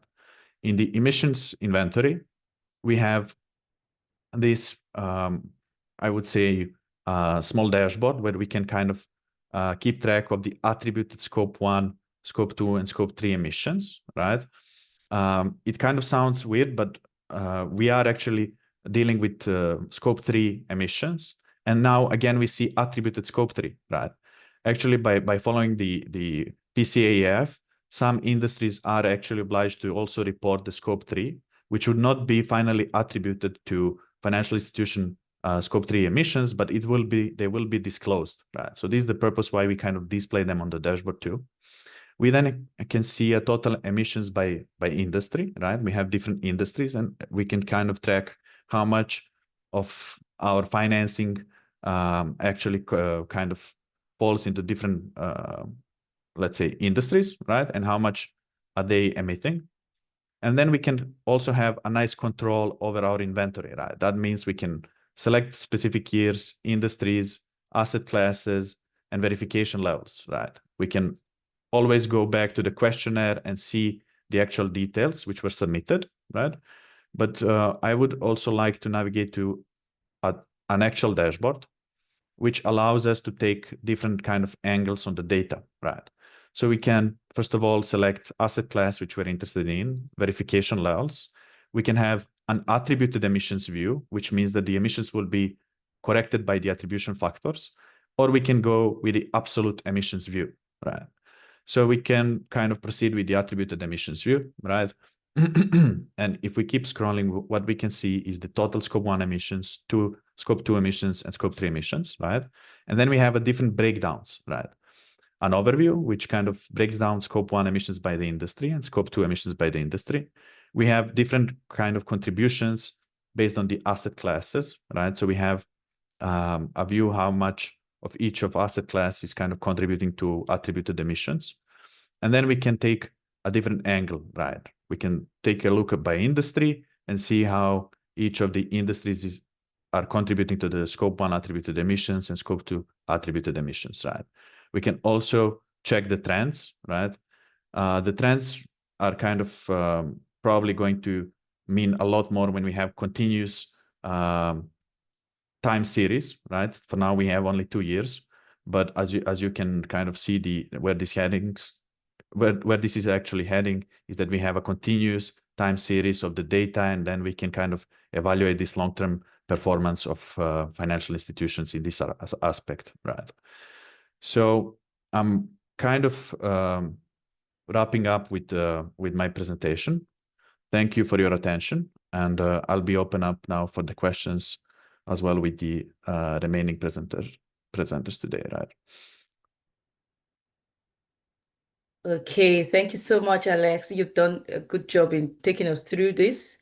Just seeing this dashboard is very encouraging. It helps with reporting a lot. I think it's the major reporting angle for the IFRS S1 and S2, especially for S2. So this is really good, and we hope that we get a lot of traction on people, really picking up on this, because it's better than the Excel sheet, I must say, and using Power BI. So thank you so much. Having coming from that a lot, in previous years. We're not leaving the floor open for question and answers. Unfortunately, we are about 90 minutes behind schedule. So we would like to take questions. Maybe we'll take questions for another 15 minutes, and then we'll close for the day. I see a lot of questions already on the chat box, so I'm going to share those questions, read them out, and then share them out to the various speakers. I see scope 3 emission is a hard nut depending on your business dynamics, but it is doable. One emission data capturing at a time. Well done, Tosin. Okay, this is just a comment. Let's go to the first. Idris, just give us a thumbs up. Do you think scope 3 emissions can also be practical more, or you stay tuned for more series, or you reach out to MudoZangl? Give us a thumbs up if you feel that has been quite responded to. I see Michael Avenzo has responded to you. And then let's quickly go to what are the most effective ways to collect and manage carbon emission data, and what tools can support this process seamlessly? I think I would hand that over to Alex, and probably Tosin would chip in as well. Over to you, Alex. Okay, just to unmute. Sorry, Marilyn. Can you come up again with a question, and I'll happily take it. Okay. What are the most effective ways to collect and manage carbon emission data, and what tools can support this process seamlessly? So you start, and Tosin will take over. Thank you. Well, it's kind of, I think, impossible to say that there is a one solution fit for purpose, right, for all kind of cases and scenarios, right? It heavily depends on your type of organization and industry you're coming from, right? I would say boundaries which you have to kind of define internally first, and then decide which solution you're gonna take, right? But also there is another aspect of this, and that is the carbon accounting is evolving, right? And it's changing from year to year, right? So that also has to be taken into consideration when choosing a specific solution, right, to use. You have to kind of be aware that the way we account the emissions will change over time, right? And you need to be sure that this solution is flexible enough to accommodate these changes down the road, right? So let me just give you a very, very simple example, and that is the emission factors, which are changing over time, right? If you're using a spreadsheet with the fixed emission factors, which are hidden in the sheet, and you're not aware of them, you will probably fall behind, and you won't be able to accurately estimate your emissions when the emission factors are changed, right? So I'm kind of always tending to suggest going with the transparent solutions where you have full insights of what goes inside the calculations, right? And flexible enough for you to kind of change it over time and also adjust based on the regulatory requirements in the future, right? Thank you. Tosin, do you want to chip in? Yes, thank you. To add to what Alex has said, I totally agree with him. You have to ensure the system you're using is scalable. And I'll then talk from our experience at Stanbic IBTC. We've chosen to go with the Noobyia solution, which is an intuitive dashboard.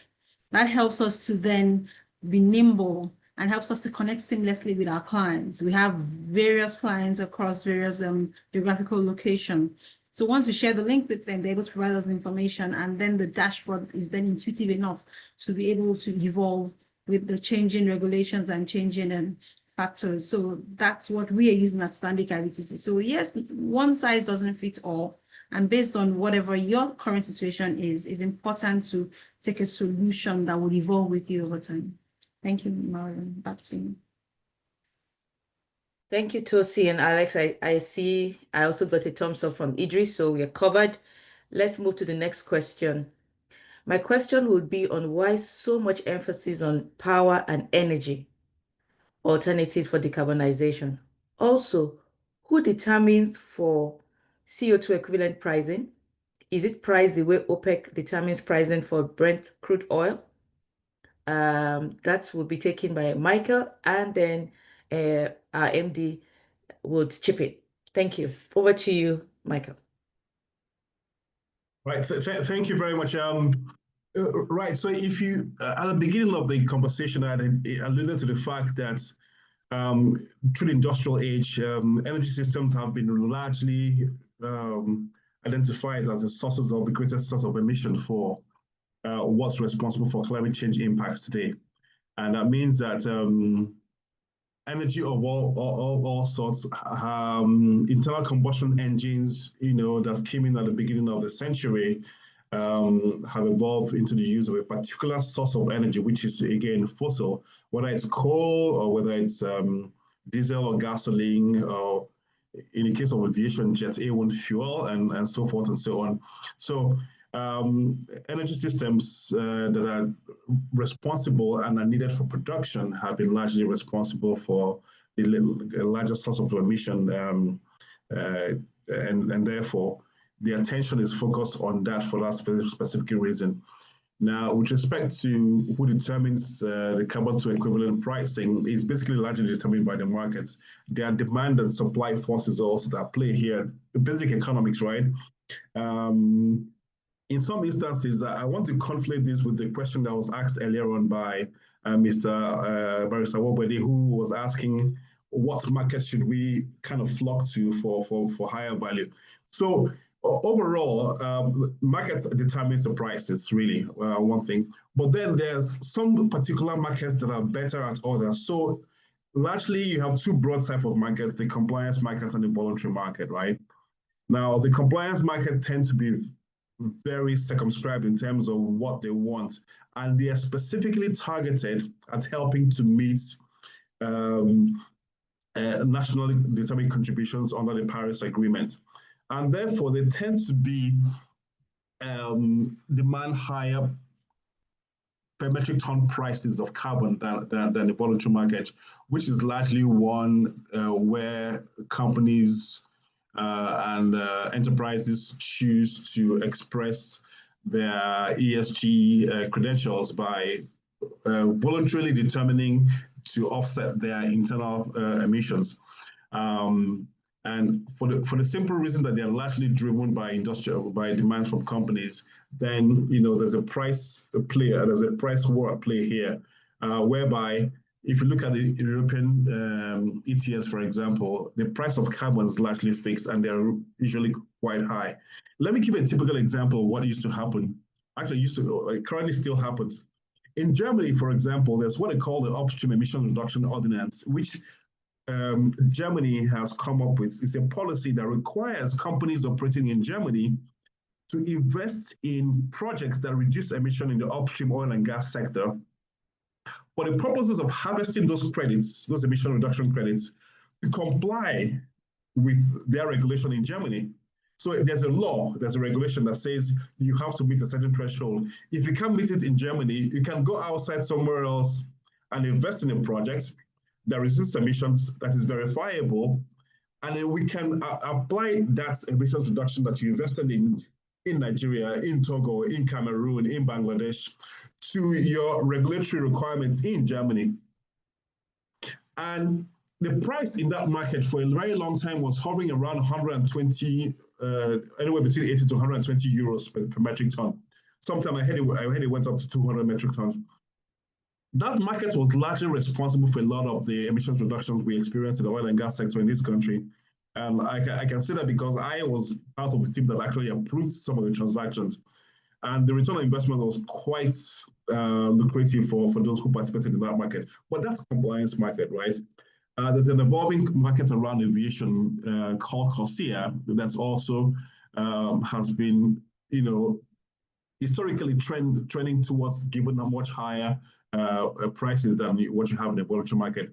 But the great story here is that we've seen over the years that the market is converging.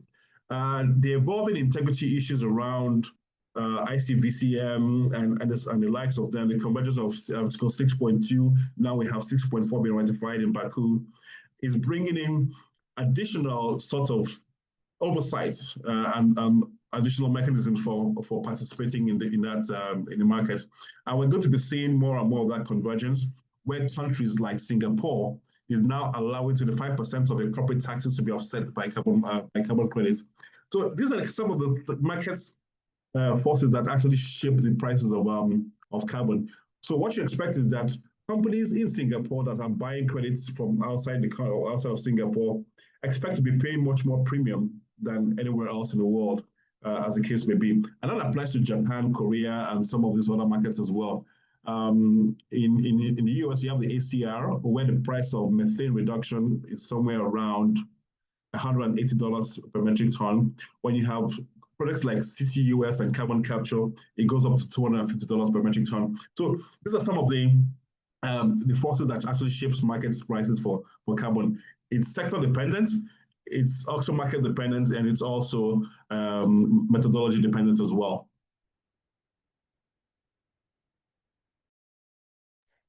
Thank you so much. You've hit the nail on the head. Like I said, this market is so interesting, many things to learn. 20 minutes, 1 hour is too small to even get a full view of the whole process involved. And I just encourage everyone, please keep an eye on the Nigerian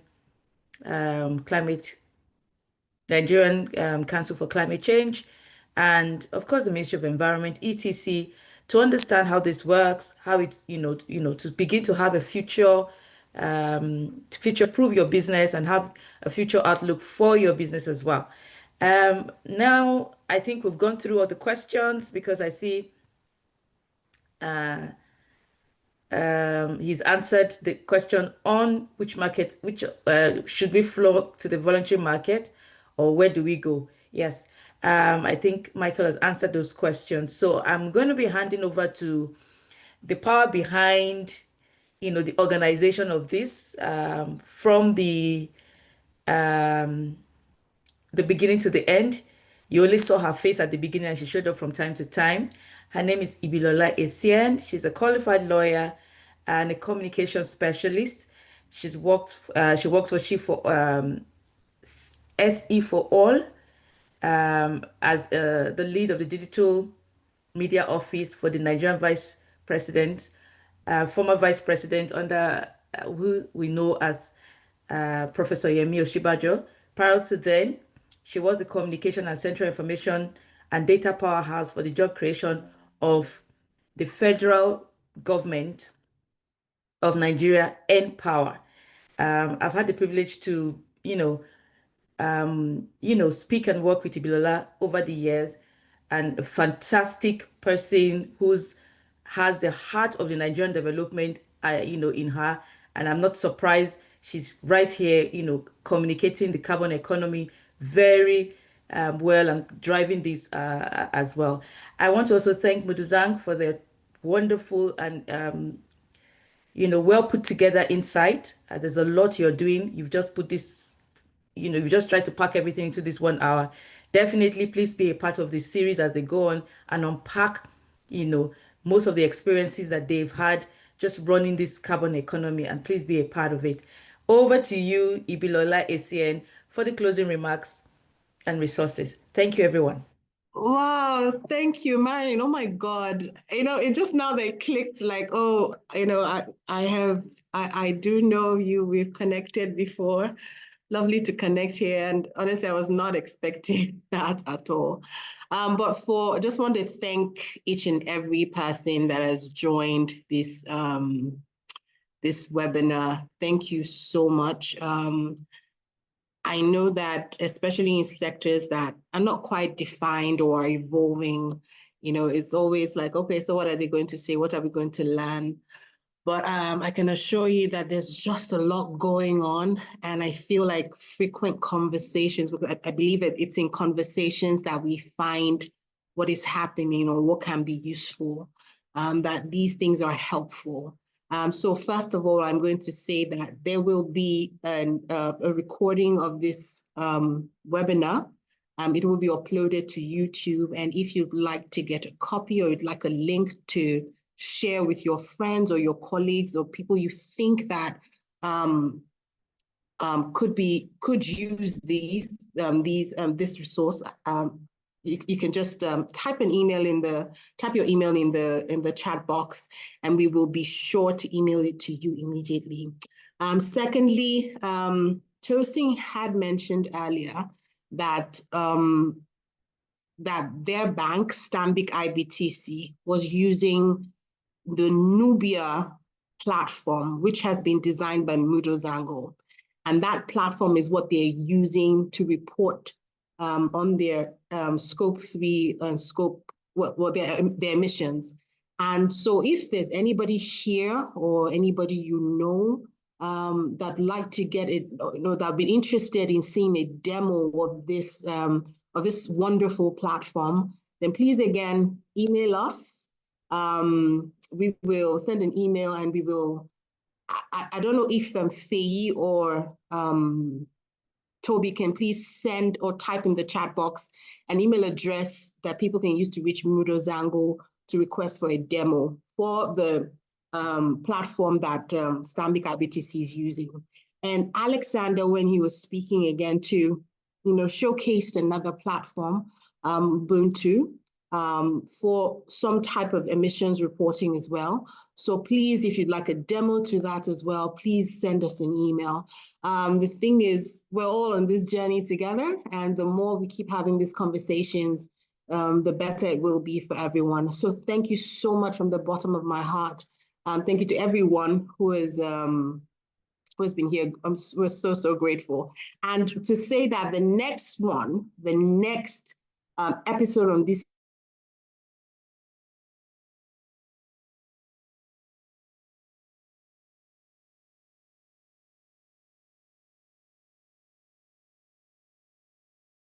and just be available. Thank you to everyone, and have a lovely day. We're coming to the end of this now. Thank you so much. So I'm just going to keep playing music till everybody. If you're free to chat or say hello to people in the chat box or something. So we'll just wait like a few minutes for everyone to close out. I will just play some music in the background, just to give it some vibes. Thank you all so very much, and see you next time. Thank you all. Thank you. Yeah. Thank Bye you. bye. Bye.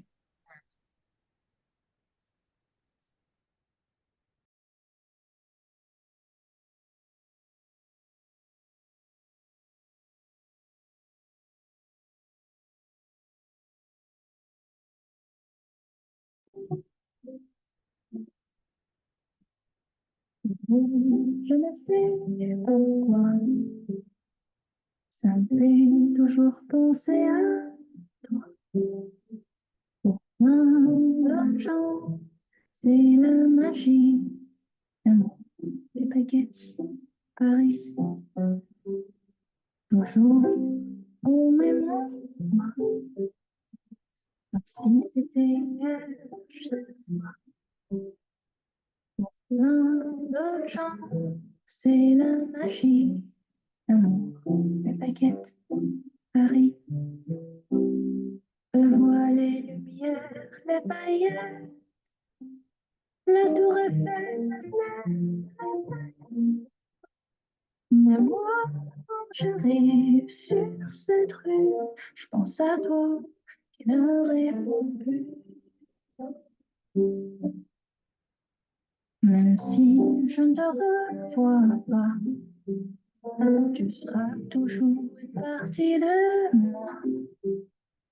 Pour plein de gens, c'est la magie. L'amour, les baguettes, Paris.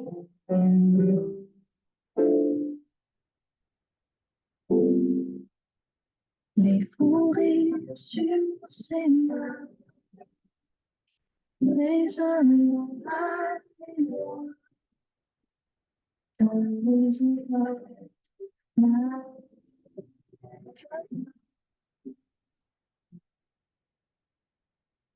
je vois les lumières, les paillettes,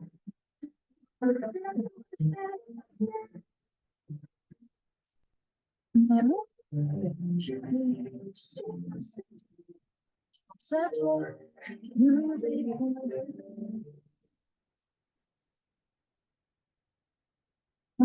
Ce n'est pas juste une paillette, c'est l'histoire de nos passions que je vis.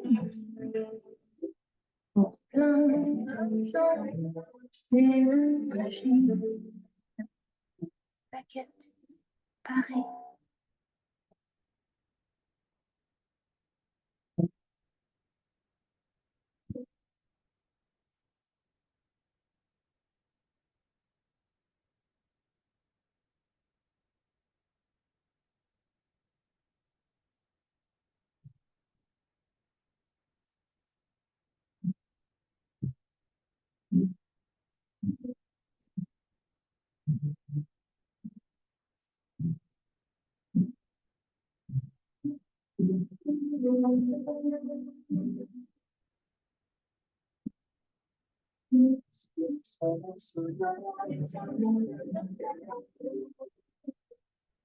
Si lo so che non c'è, senza quando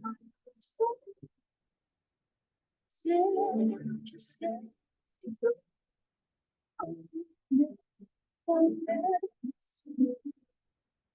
le finestre, mostrare tutto il mio cuore che sceso. La luce che hai incontrato per strada.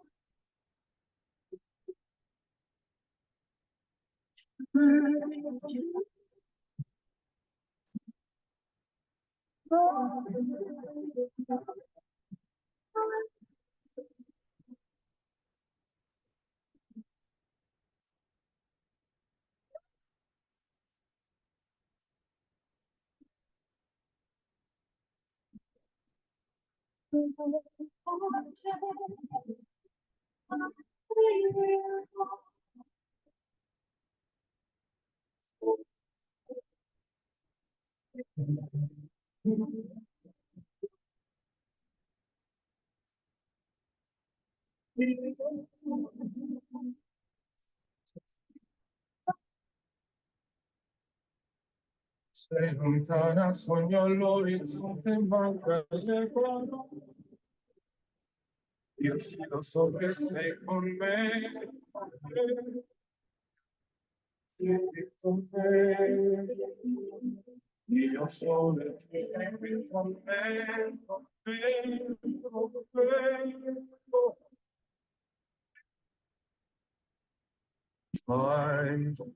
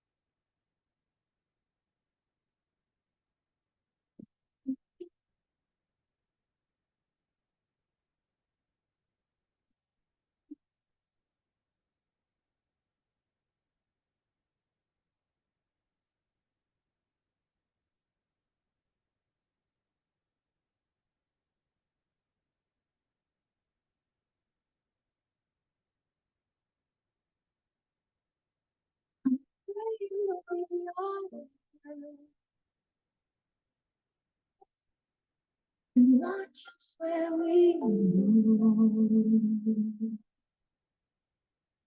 help us to be one in times when we don't know.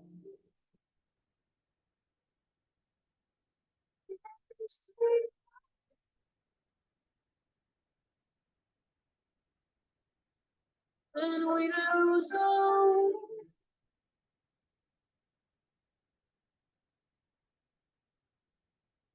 Lead us to open arms, guide us with your grace, to a place where we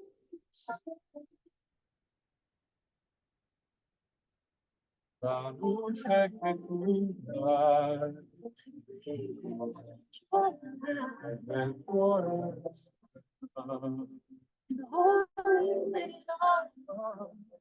ricordarci When stars go out each night, eterna stella sei. La mia preghiera, quanta fede c'è.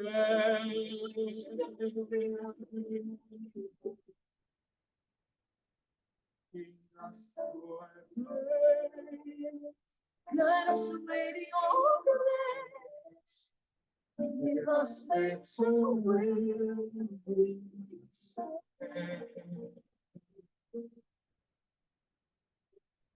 guardiamo un mondo senza più violenza, un mondo di giustizia e di speranza.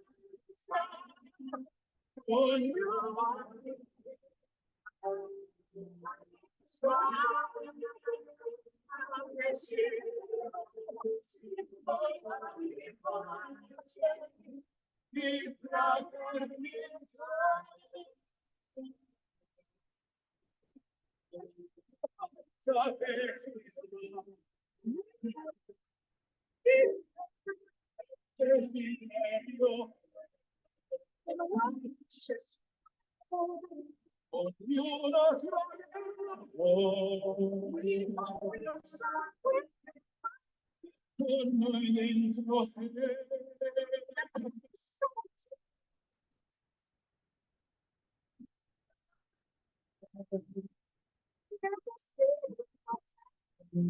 just like every time.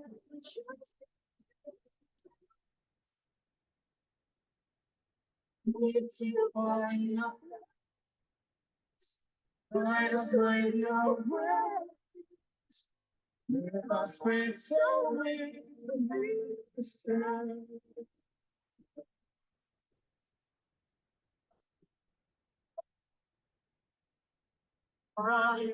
Is all we know.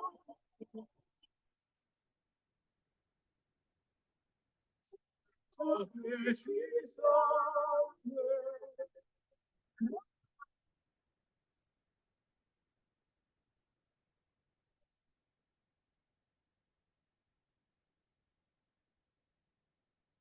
Bye, everyone. We're logging out completely now. Have a lovely rest of the week, and we look forward to seeing you next time. Bye.